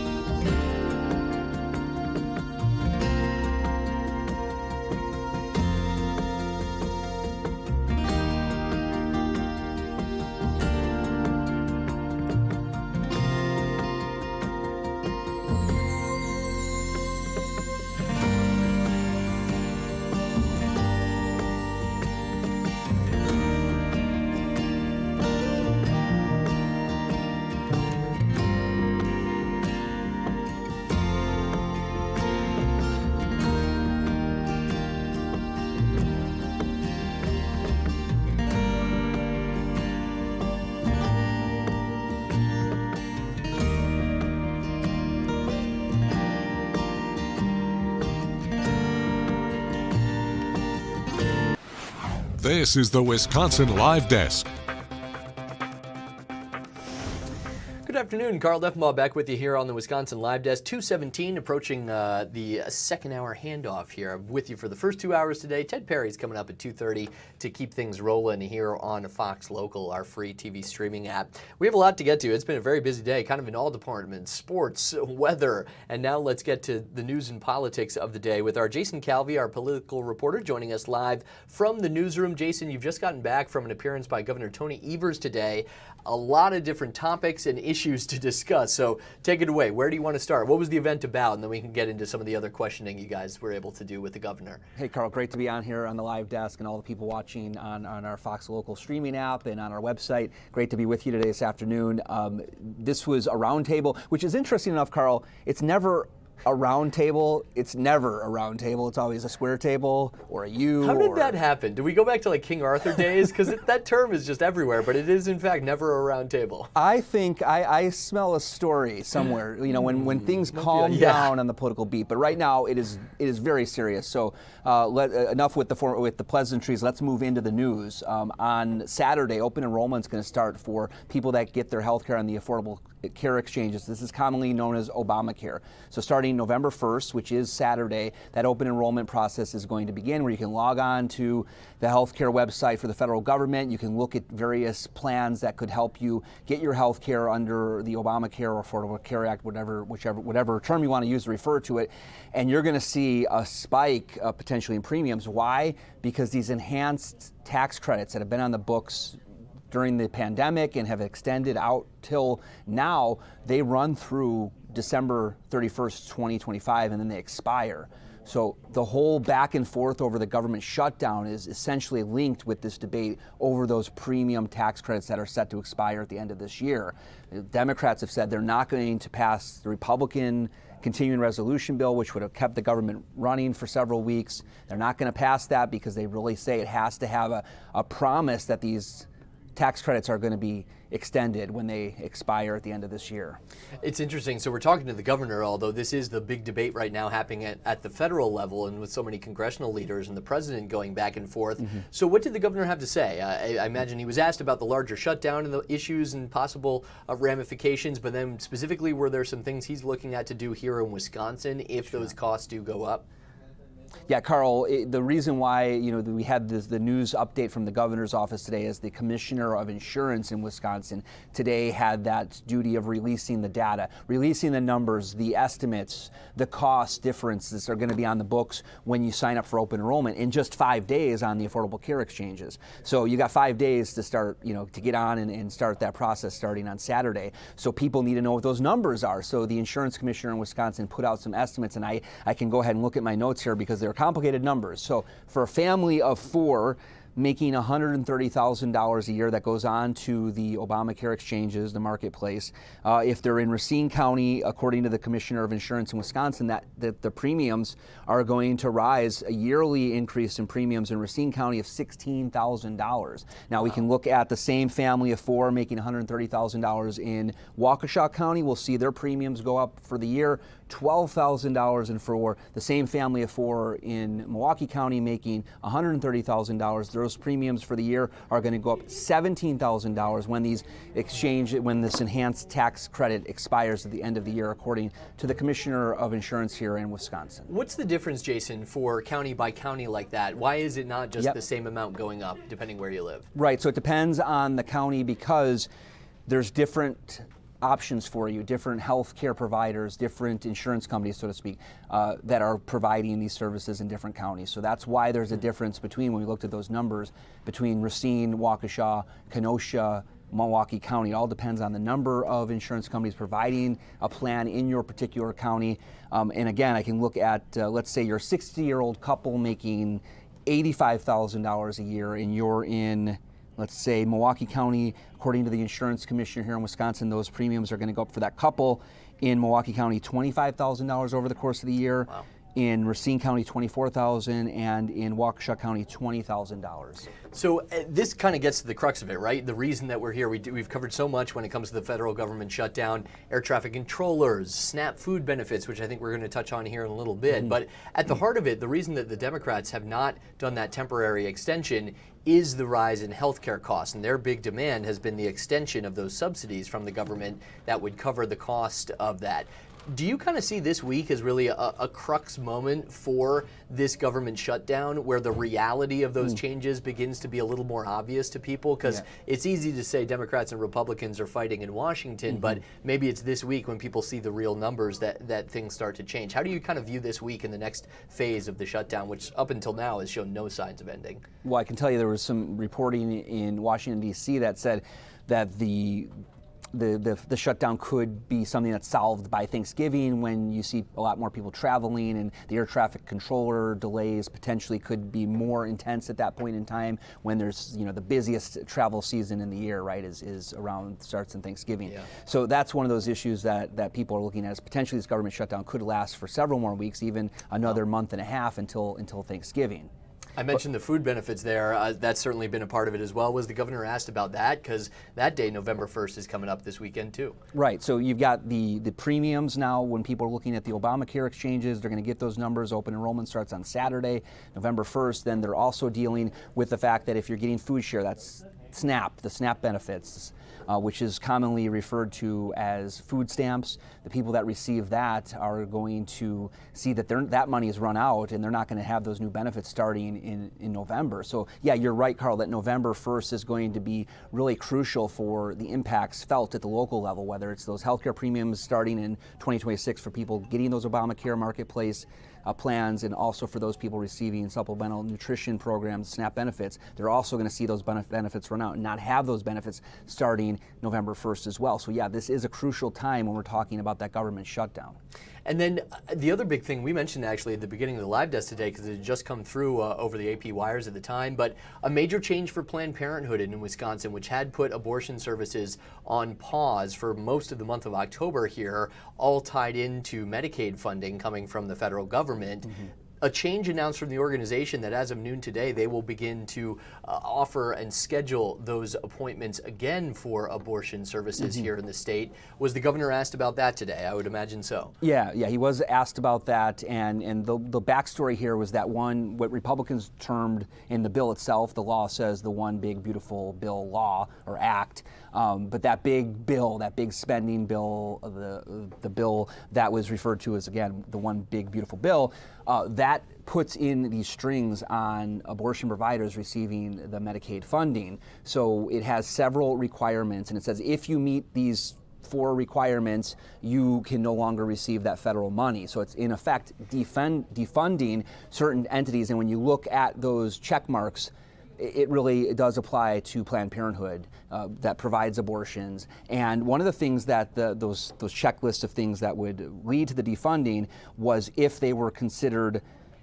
let me get the notes here, Carl, on that particular terminology, because I definitely have looked at this. The two different terms were prohibited entity. Yeah, so prohibited entity is the defunding mechanism. So, and then it has these several requirements. If you meet these requirements, you cannot receive those federal funds. One of those requirements is that you are defined under federal law an essential community provider, and that's under the original Obamacare law. If you are defined as a community provider who provides abortion, receive the Medicaid money, et cetera, then you are defunded. You cannot receive that money under this new law. So what Planned Parenthood of Wisconsin has done is they said, we are no longer going to be defined under Obamacare as an essential community provider. So they're taking that one away. That means that they no longer meet the definition of a prohibited entity. They're no longer defunded under that new law. It was interesting too, Jason, reading a little bit more about this, that Wisconsin was the only state where this had affected Planned Parenthood services. So specific to our state, both the existing rules and laws in the state compared to other of the 49 states around the country, this was the one where Planned Parenthood had put a pause on abortion services, but now as of today, they are rescheduling those again. I imagine a lot of different topics. Anything else kind of stand out from the governor that you thought of note? The governor was asked about that particular issue about Planned Parenthood saying they're no longer going to be this community provider under Obamacare. And the governor was asked about that. And here's what he said. I want to read this to you. This is from the governor today. He was at the new MLK branch of the Milwaukee Public Library system. And here's what he said there today when we asked him that question about Planned Parenthood changing and resuming their abortion services here in Wisconsin.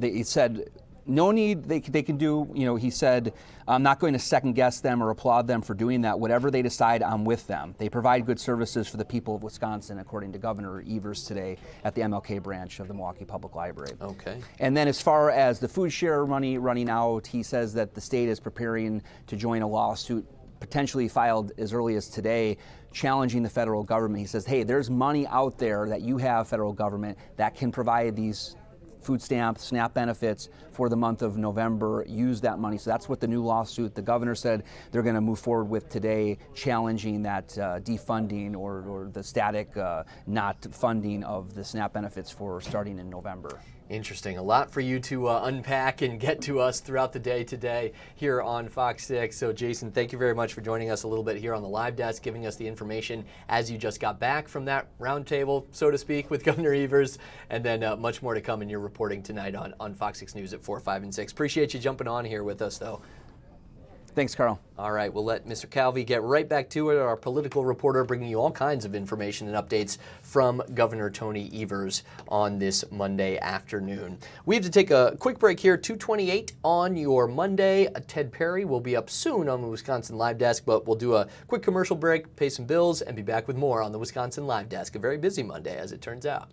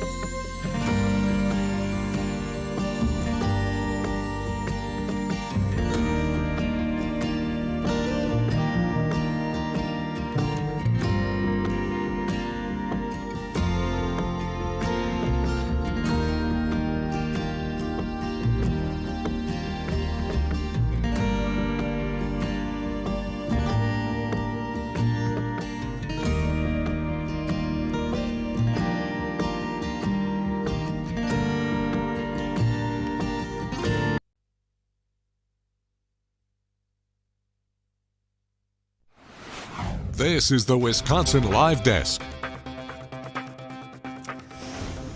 Hey, Carl Defenbaugh with you back here on the Wisconsin Live Desk. It is 2:30, which means it's time for Ted Berry to take over third-hour duties on Wild, as we like to call it.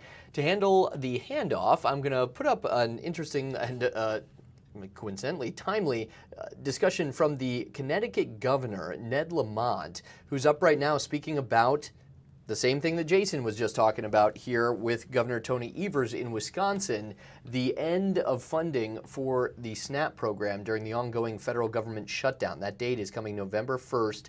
Now, according to the governor, the U.S. Department of Agriculture has access to a $6 billion contingency fund, although the federal government announced last week it will not make that funding available for SNAP recipients during the shutdown. So this is coming from Connecticut, but certainly a topic that is quite newsworthy newsworthy around the entire country and here in Wisconsin. So different members of the state of Connecticut's political delegation there discussing this impending loss of funding for food assistance in Connecticut and across the country during the government shutdown. So we'll listen into this. Ted Perry will be with you after that on the Wisconsin Live Desk. Thanks a lot for watching on this Monday. That you do every day. We are facing a catastrophe in our country because starting on Saturday, November 1st, 1 in 10 Connecticut residents will no longer be able to put food on their table with their SNAP cards. And that means that 360,000 people in our state are at risk of going hungry. The governor and I and our legislative partners thought it was critically important to step up and make sure that people in Connecticut get the food that they need. And that's why we are here today. This is, as Jason has talked about, not a long-term solution to this problem. We have to deal with food insecurity, especially for our kids, because 1 in 7 of our adults are food insecure and 1 in 6 of our kids are food insecure. So it's really important that Connecticut leads. I believe we are the first state in the country, Governor, to stand up and say, we are going to step up and take care of people who are losing their SNAP benefits. We hope that other states will follow our lead. And we ask our Congress and our federal government to step up and fix this problem. We are leading in a bipartisan way here in Connecticut. And I find it incredible that our congressmen are being paid while our federal workers who are doing public safety and health-related critical infrastructure work in our country are not being paid and are also at risk of going hungry. So I hope that we get our national priorities straight and follow Connecticut's lead and take care of our families. And with that, it's my pleasure to introduce our Commissioner of Agriculture, Brian Holbrook. Thank you, Lieutenant Governor. Thank you to everybody who joined us, and a special thanks to Food Share. Jason, you and your team for where'd you go? Oh my goodness, geez. For all the work. I mean, throughout the past 6 years, Jason and I have got to know each other, and I've got to know a number of his teams. The commitment that they have to delivering for everybody across the state is remarkable. Just want to add a couple of other programs that are out and about and that are running, in addition to the $3 million that's being made available today that the Lamont-Beiswitz administration has announced, in addition to the continuation of the WIC benefits that we have already announced. I think people are still thinking about, that may not cover the need. And there are other programs out there that we're encouraging people to take advantage of. First, I want to talk about the Connecticut Farmers Market Nutrition Program. That is continuing to operate across 100 farmers markets across the state, 32 different farmers markets and farm stands that people who are enrolled on WIC and eligible seniors can participate in. And they should be going through the local WIC office to see if they are to get their card. WIC participants will have $45 to spend. That's each participant in the household. And eligible seniors will have $40 to spend at these farmers markets and farm stands.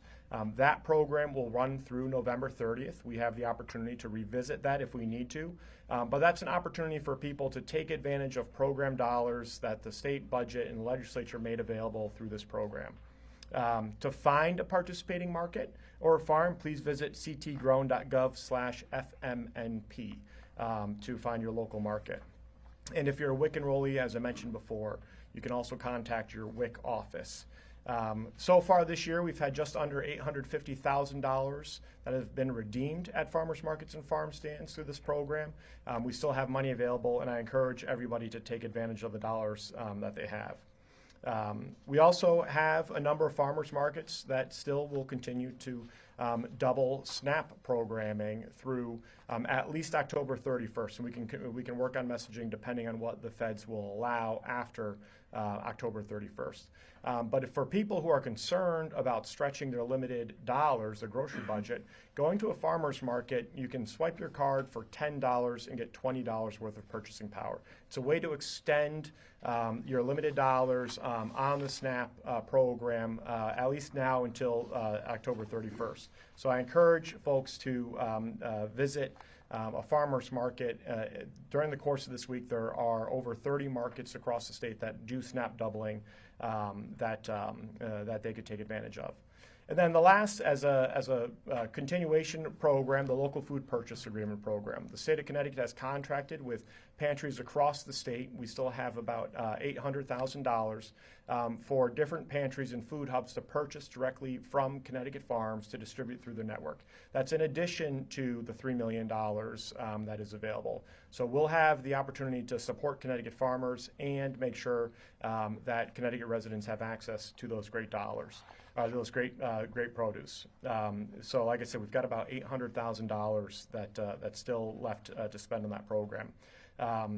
For any farmer out there who's wondering how they can get involved in that program, please contact the department. We will connect and help navigate through your local pantry and how we can help coordinate that. So those are a couple of different options that are ongoing that the Department of Agriculture has, and we encourage residents to take advantage of during this time of need. Thank you. Thank you, Commissioner. And now our great Congresswoman, Rosa DeLauro. Thank you very much, Susan. Thank you, Lieutenant Governor. And I might add, some of us have deferred our salary during the shutdown. So not everyone, but some of us have. So say good afternoon. I want to just say a particular thank you to you, Governor, and to Jason for having the vision, the commitment, and quite frankly, the humanity to understand that people are hungry. We can talk food security, but it's about hunger. And with the addition of the funds, with the distribution system that we have, we're able to allow people to be able to eat. The United States has an abundance of food. There isn't anyone, no child, no adult, no one who should go hungry in the United States. And in this congressional district, 1 in 7 people are hungry. It is really unconscionable. Hi, everybody. Ted Perry with you on the Fox Live desk at 2:39. Just want to pipe in to tell you what you're watching right here. These are Connecticut officials. This is the Congresswoman from Connecticut right now talking about the SNAP benefits, which for so many Americans will come to an end at the end of this month, assuming that the government does not reopen. And there so far is no sign of that happening. Democrats and Republicans in Washington cannot seem to come to any kind of agreement on a continuing resolution to keep the government open. Why are we showing you Connecticut here in Wisconsin? Because it applies. Every state is going through their own issues with SNAP benefits. So I want to listen in a little bit more, but I want to let you know what you're listening to and why it pertains to us in southeastern Wisconsin. So I'm going to take you back there, and we'll give that a listen. By this responsibility. They have determined that their duty as public service does not include providing food assistance for hungry families. They have decided, yes, to let people starve. Shockingly cruel that they have made this decision and that providing food for hungry Americans is not a priority. The big, beautiful bill recently cut $189 billion from the SNAP program, forcing 22 million Americans to lose some or all of their benefits. I am the ranking member of the House Appropriations Committee, and I promise you, there is money to fund this program. We set aside a contingency fund each year for the explicit purpose of supporting SNAP in the event of an emergency. And the statute is right here. It is right here. There is, as we speak, at least $5 billion in contingency funds that by law, let me repeat, that by law must be used to pay out SNAP benefits and make sure families have access to the support they need. And just last week, my colleagues in the Congress and I sent a letter to Agriculture Secretary Brooke Rollins urging them to abide by the law. What they are doing is holding back on this contingency fund is illegal. We've asked that they spend the money that we set aside for them. 214 members signed this letter. But the administration, Secretary Rollins, Director Vogt, have decided that they are going to withhold the money, as they have been doing since the start of the administration, that they are going to keep it from Americans all across the country who rely on it. And it is 1 in 10 residents here in the state of Connecticut. And I say it plainly, because I speak plainly. It is for political purposes, a level of cruelty and corruption that I do not understand. They are trying to blame Democrats for this, but the facts are clear. They control the government and finding new ways every day to fund the things that they care about. Yes, $40 billion to send Argentina for a bailout. $300 million to pay for a new ballroom to host billionaires. $230 million that might make the Justice Department pay the president personally. And they found $200 million for a pair of private jets for Homeland Security Secretary Christine Noem. But now when it comes to spending the money that Congress specifically, I repeat that because you must understand it is the law of the land. Congress specifically set aside to feed hungry families. They are putting their hands over their eyes and claiming that they cannot find the funds. You know, many have been born rich. Many have not known or will ever know the desperation that hunger forces on a family. The donors, the billionaire donors, they don't have to worry about. They're getting 3 squares a day and maybe more. They don't worry about where their next meal is coming from. The money is there. I repeat, the money is there to pay out SNAP benefits beyond November 1st. The only thing stopping the benefits from going out is the Trump administration. Congress set aside this money for this exact purpose, and it must be spent. So I thank Connecticut, and I believe you are, Lieutenant Governor. Connecticut is the first state in the nation to move forward in this effort. So proud of this state and people, yes, coming together, because no one should go to bed hungry in the United States of America. Please, we cannot remain silent. We need to stand up, and we need to let people know that, yes, the money is there. Let us not illegally hold on to that money. Let's get it out as quickly and as soon as we possible. It can get done. All we do is need the willingness and the political will to be able to get it done for the sake of families throughout this country. The Trump administration must allow these benefits to be paid. Thank you. Thank you, Rosa. That is Rosa DeLaura, a Democratic Congresswoman from Connecticut, talking about the money being there for SNAP benefits if it were to be released by the Trump administration. We are waiting to hear from more people, but we really want to hear from the governor here. But what we're going to do right now is we're going to take a quick break, and we're going to come back, and we are going to discuss Hurricane Melissa, which is bearing down on Jamaica. Lisa Michaels is standing by, and we will do that when we return to the Wisconsin Live Desk on this Monday, October 27th.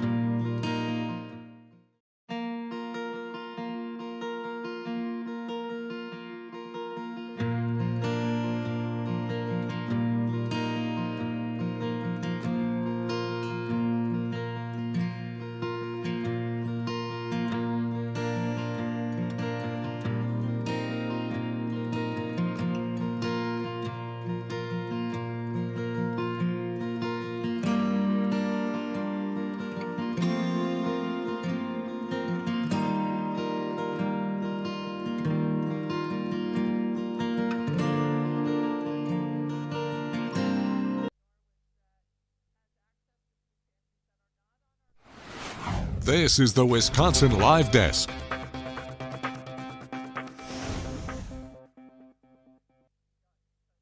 Let's try that. Welcome back, everybody, to Wisconsin Live Desk. I want to start with this beautiful shot of downtown Milwaukee, 250, 54 degrees.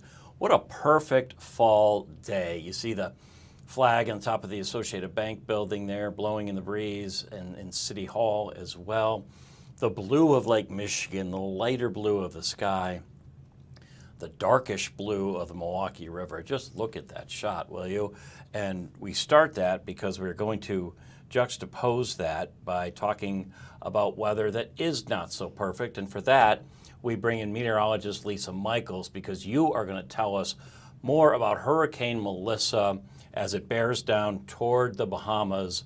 Tell us what you know, tell us the status right now, and tell us why there is real concern for this monster of a storm heading toward the islands there. Yeah, Ted, you know, there's going to be a lot of devastating news, unfortunately, as we unfold the upcoming days. And Fox 6 Aaron Maven, who used to be with us, he is even reporting down in Jamaica. So this is a historic and extremely dangerous hurricane that we're tracking. Now, we're taking a live look at the Bahamas. This is the closest our cameras get, but there has been a big change in the Bahamas from this morning to now. What we're tracking is skies are more overcast. The waters are looking a lot less blue and starting to at least see some of the waves increase at times, but it really is going to be more of an impact for the Bahamas as we head into the days to come. Where we're tracking this Hurricane Melissa right now, it is still about 100 miles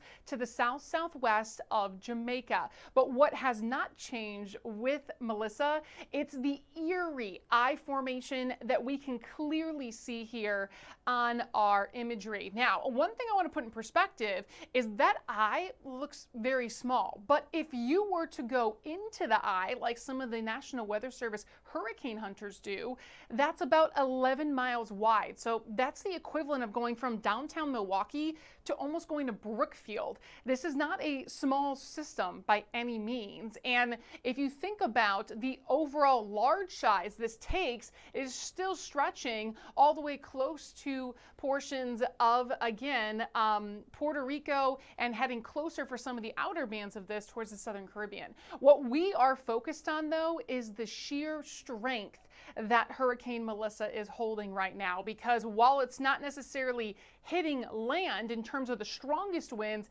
it is going to take a veer off to the northeast and start to make its way towards landfall tonight into tomorrow morning. Now, the strongest winds are typically in the right quadrant right here. So that is what is going to push some of the waves in, causing the high storm surge that could be 9 to 13 feet. It also maintains the strongest winds in this quadrant, but we have about a 30-mile radius around the center of the eye.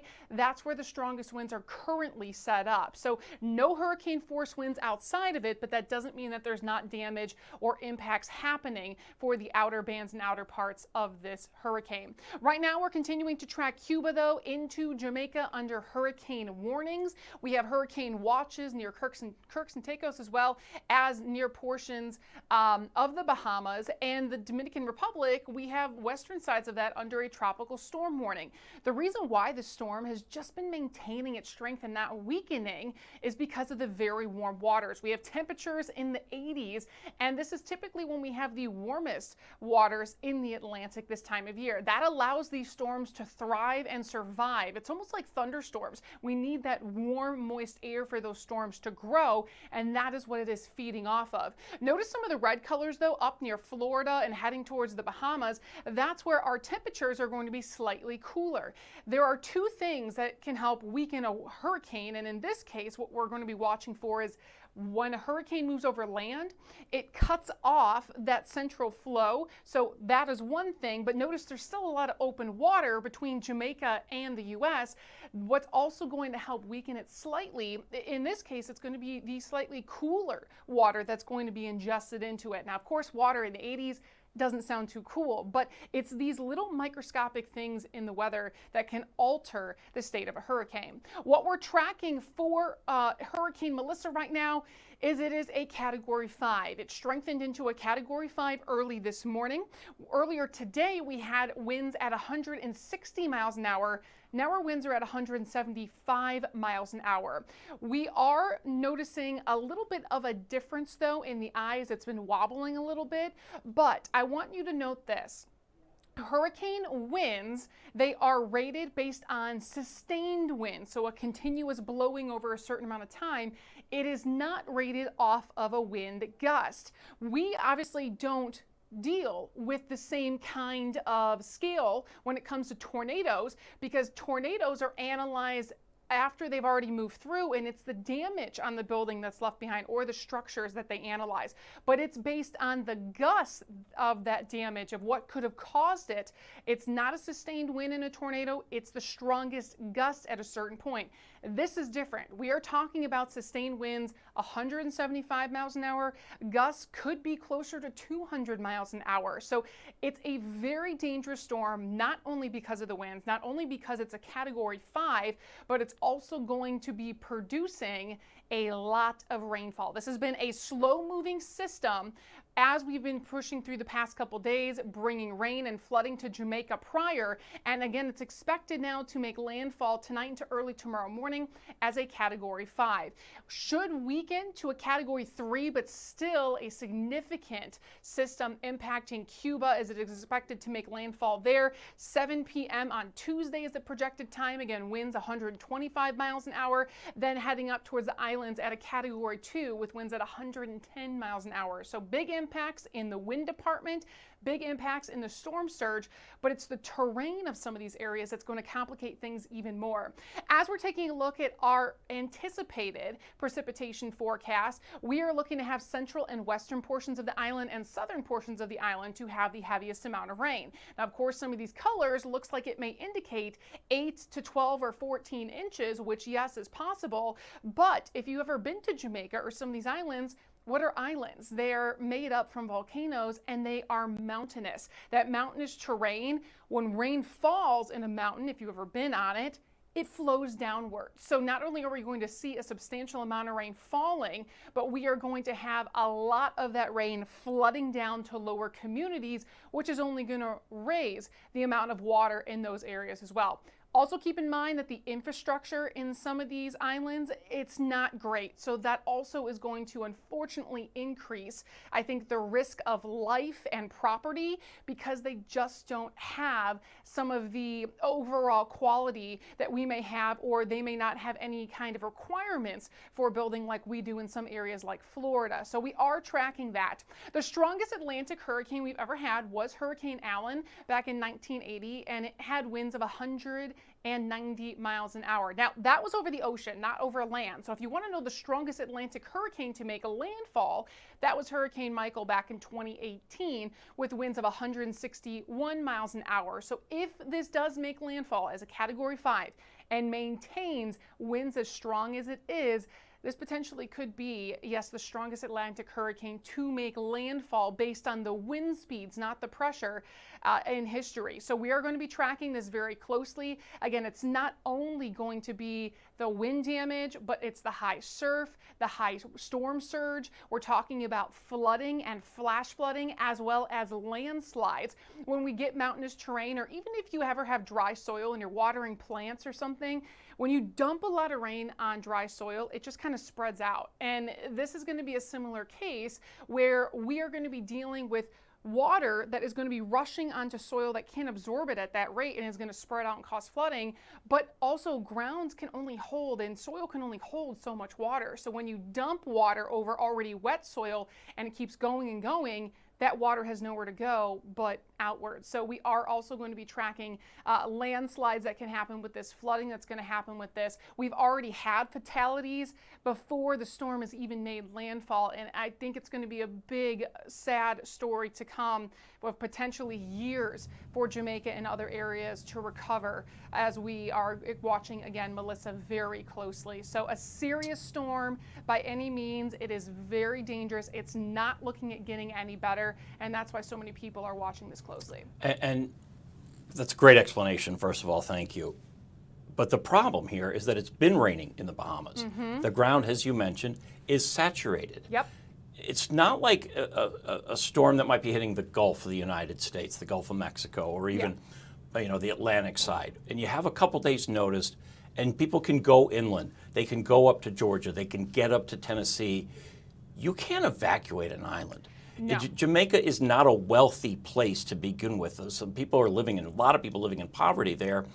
They have nowhere to go but to just batten down the hatches and hope for the best. Explain something to me, as I keep saying this term, and maybe it's insignificant, maybe it's way inside baseball here, but I keep saying that this is one of the driest eyes of a hurricane. I don't know what that means. Can you help me out with that? Yeah, so the eye itself is going to be dry, right? The eye, when you're in it, the eye wall is the strongest part of it, which has the highest winds. But once you get into that eye, it's clear, there's nothing in it. If you have a lot of moisture at the bottom, we obviously are also dealing with some cooler air aloft and drier air aloft. Too much dry air in a system can break it down, as well as something where if it's too wet, it could break it down. It has to almost be the perfect combination for these hurricanes to maintain their strength. So it's like baking a cake. I know we use that example, or making a taco. You have to add just the right amount of ingredients for it to sustain its strength. Going back to what you said, Ted, in terms of the community, the poverty, you are absolutely right. That's also part of the problem because, again, we talked about the mountainous terrain. While you can go up, and they are advising people to get to higher elevations, that's fine, but it's where do you go? I mean, I've been, and I do a lot of hiking, I've been on mountains hiking where we've had flash flood warnings, and once that rain comes down, there's nothing you could do except try to grab onto something because that water just keeps building up and is going down at a fast rate. So this is going to be a problem for a lot of people of where to go. I've been watching a lot of coverage, even especially on our Fox Weather channel, and they have correspondents that are trying to shift inland or to other areas of the island, the northern sides, where they can get into some sort of shelter. And a lot of those buildings, they may be a better hotel or resort facility, and they're asking if they can even be let in to try to stay safe, because a lot of these structures, they're not going to withstand 175 mile per hour winds. There's going to be a lot of devastation, unfortunately, as we are, again, moving through the days ahead. So we're just going to have to, give prayers and hopes that everyone's going to be fine. It's going to be a messy situation. Something I did mention earlier in Wild, which I don't know if I told you about, the coverage from a couple days ago, they were trying to clear out the levees because those levees can hold the water. Well, from years worth of debris and garbage and dirt that have been stuck in those levees, trucks have been trying to clear them out because we've been talking about dirt. If the levees already have dirt and debris and garbage in it, where's the water going to go? The water isn't going to go in the levees, it's going to go outwards into the communities and look to flood some of those communities surrounding it. So crews have been clearing out some of that debris, but it's wet soil. They've already been dealing with flooding. They've been dealing with rain leading up to this. At this point in time, there's not much you can do to prepare because we're already seeing extremely strong winds. We're already going to be continuing with the flooding. At this point, it's about buckling down, staying safe, trying to protect you and your family members, your friends. And if you have to absolutely get somewhere else inland because you're already dealing with flooding, you can try, but it's going to be very dangerous. And you talk about going in the mountains, where do you go? And maybe the bigger question is, what do you come back to? What's going to be left there? Let me ask you one more, and then I'll let you go because I know you have to prepare for other linear newscasts here today. Why aren't we worried about the southern tip of Florida on this one?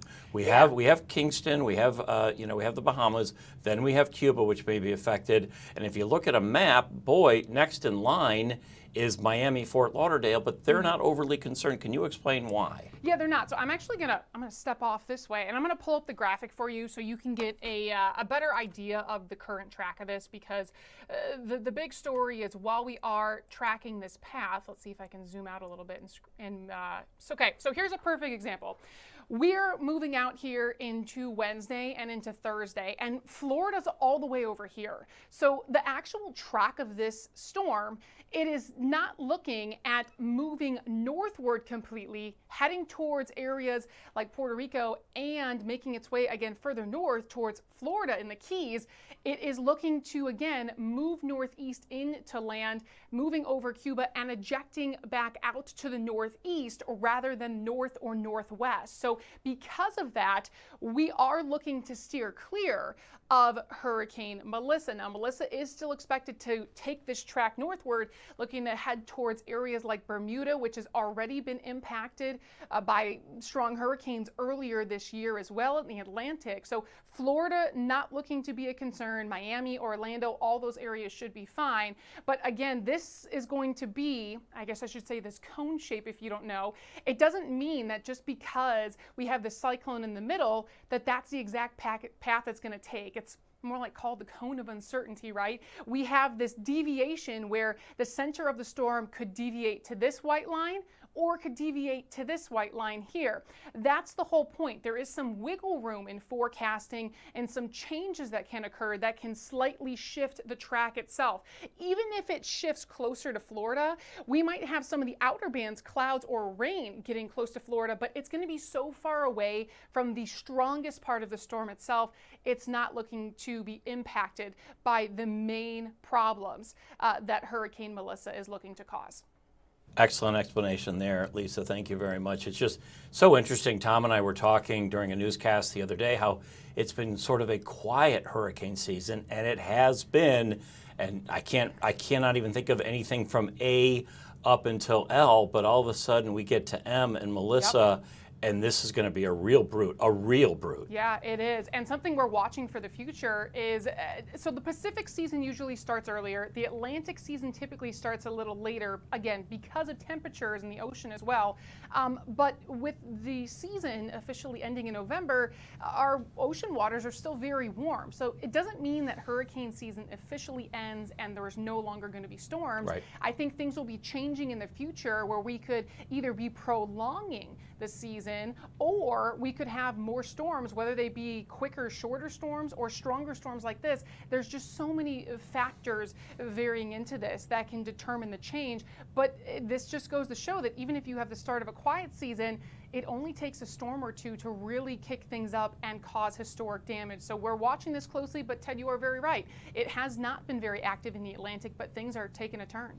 Lisa Michael's doing an amazing job and a thorough job explaining Melissa, the dangers she holds, and the dangers that we're going to see in the next 24 to 48 hours in Jamaica. And our prayers and thoughts are with those people for sure. Lisa, thank you so much. I'm going to take a quick break here on Wisconsin Live Deck. It's 307, 53 degrees right now. An absolutely, ironically, stunningly beautiful day in southeastern Wisconsin. We're going to come back. We're going to talk baseball. We're going to talk some politics, too, because something's going on the floor of the Senate that we want to check out. And we'll be right back here on Wisconsin Live Desk.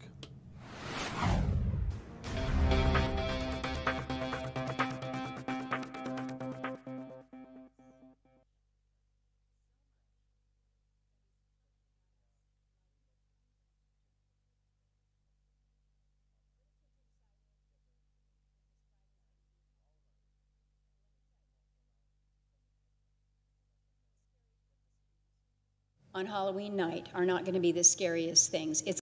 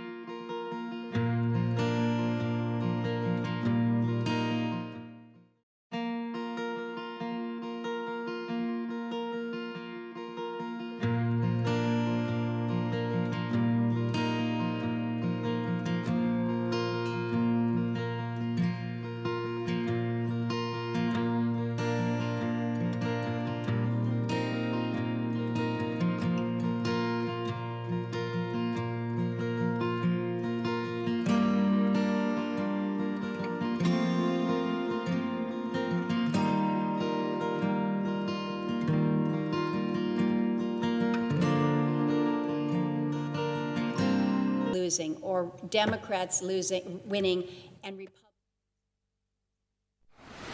This is the Wisconsin Live Desk. Welcome back to Wisconsin Live Desk, everybody. I'm going to take you right to the Senate floor, and this is Lisa Murkowski of Alaska talking about the need to find a cure for this government shutdown because 66,000 Alaskans receive SNAP benefits. Let's listen into her for a second. Sorry, you're just going to have to wait. A fellow in Petersburg was told that his telehealth appointment with his cardiologist was canceled because of the lapse in authorization of telehealth benefits. And so they basically said, if you want to keep this appointment, you're going to have to fly to Seattle. Those of you that know Alaska know that Petersburg and Seattle are not connected by a road, and it's not cheap. A couple in Anchorage said that they've been waiting on an approval from the FDA on a compassionate use exception for a medication to treat stage 4 ovarian cancer. And now they're told, just hold on, government's not operational right now. We have a lot in our maritime community, and in order for them to be lawfully out on the water, they need to have license renewed through the new merchant mariner credentialing. That's on hold. We've got a housing situation in Sitka, and we've got an Army Corps permit for the Housing Authority that has been delayed. We can't figure that one out. We're talking to people who have been trying to get an SBA loan. A local business owner in downtown, the school district in Sleep Mute. They've been waiting to get the impact aid emergency construction dollars so that they can repair this roof that is literally falling down on top of the kids in the back of the school there. And they're told, well, there's nobody here to take your call. There's nobody here to take your call because the government is not open. So for those who think that this is not that big of a deal, they need to start asking people, not only people who are federal employees, not only people who are SNAP recipients.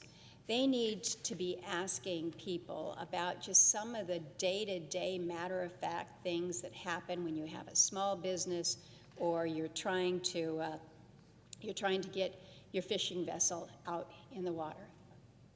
Real Alaskans are being impacted, and real Alabamians are being impacted. Americans are being impacted when we don't do our job.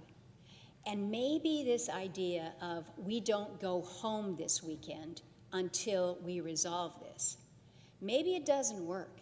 Maybe we just look at one another and say, I'm not even going to talk to you.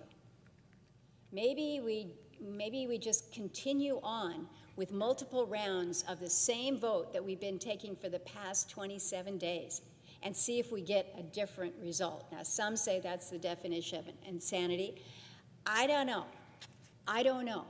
But what I do know is that when we leave and we assume that things are fine, or we send that message that things are fine because we've just gone home and it's just business as usual here, then people whose lives are really being impacted right now, they think we don't get it.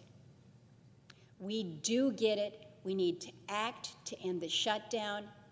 And I'm going to call on all of my colleagues to stay here until we get it done. And with that, Madam President, I yield the floor. That was Alaska Senator Lisa Murkowski, a Republican, both admonishing and pleading with her colleagues in the Senate and on the House of Representatives to come to some sort of deal to either end the government shutdown or to find a way to get SNAP benefits to the people of Alaska who need it, 66,000. But let's put it in Wisconsin terms, because what's happening in Connecticut, we listened in on Connecticut officials earlier.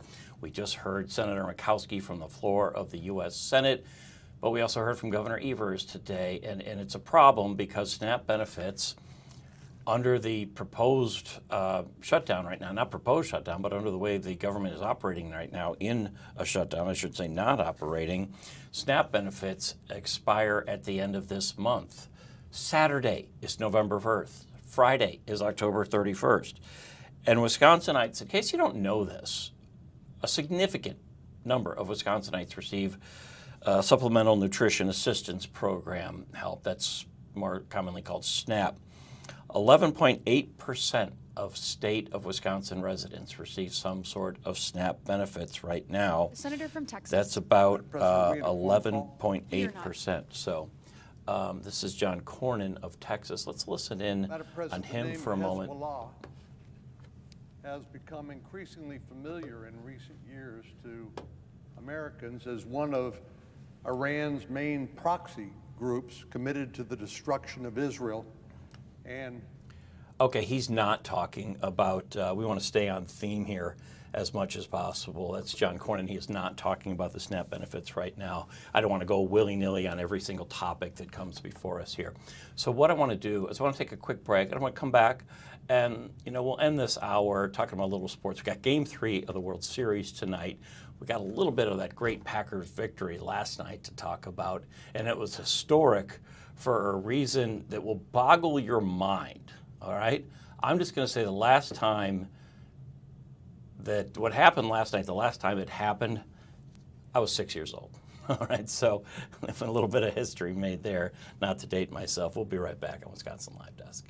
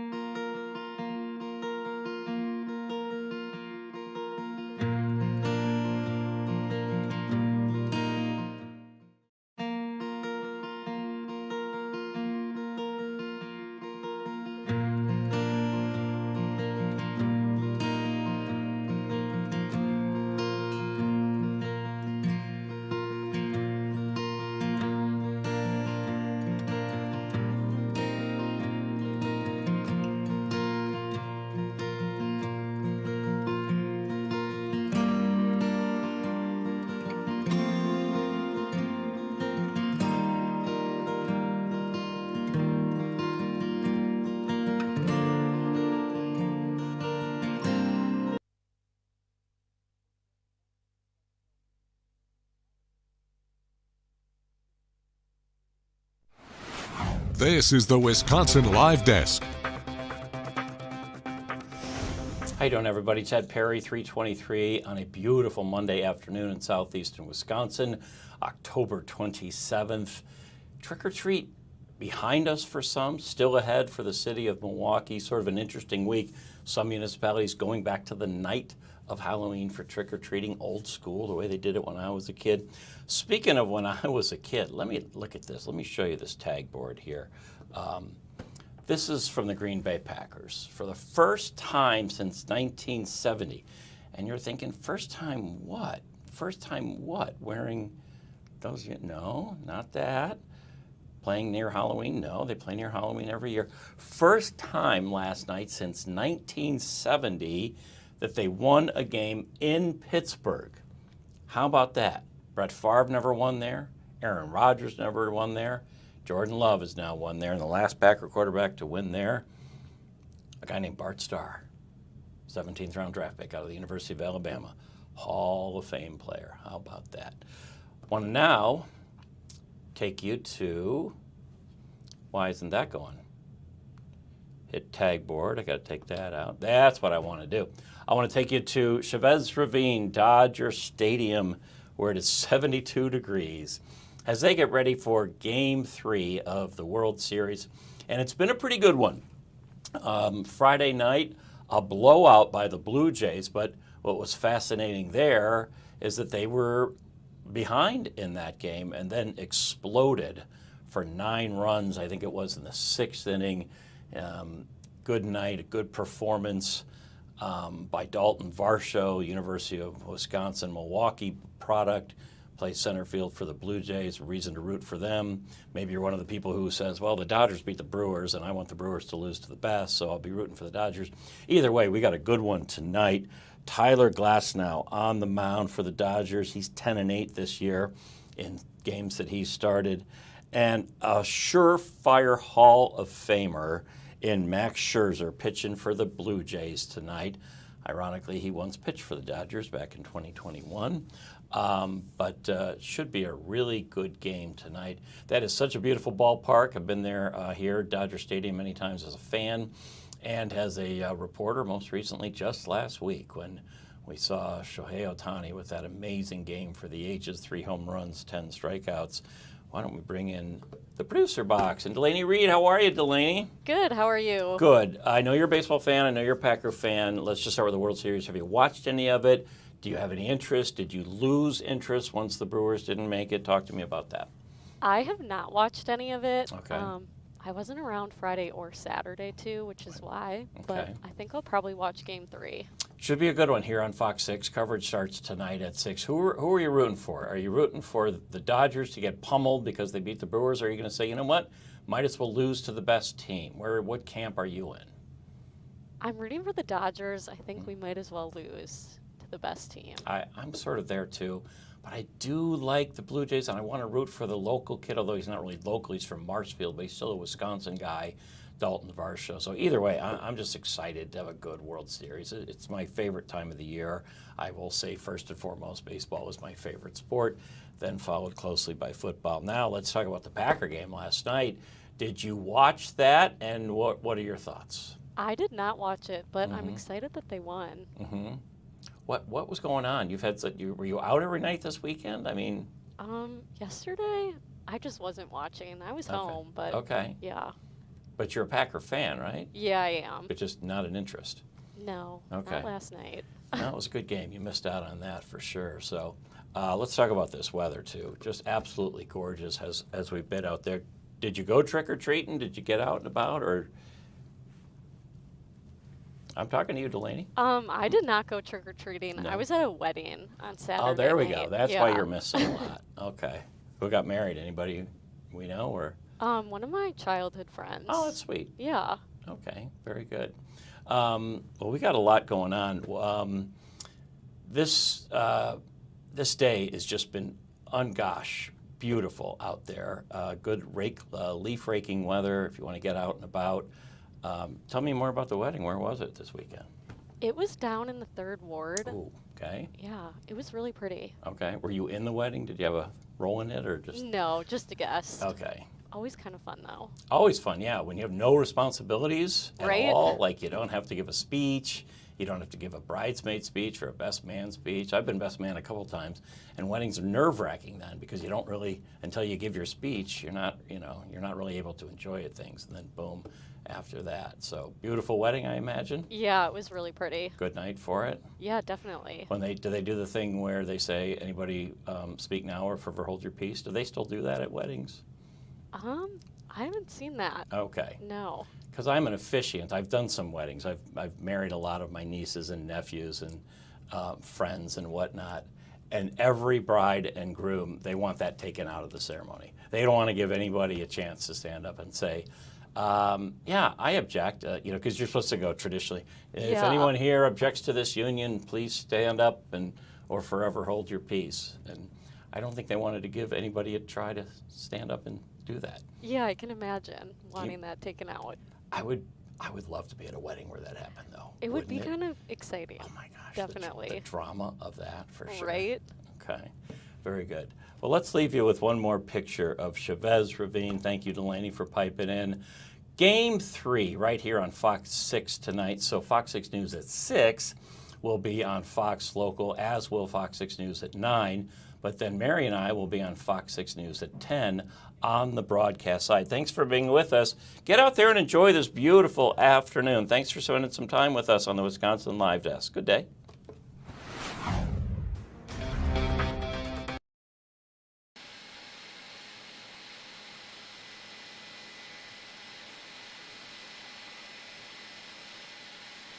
I bet.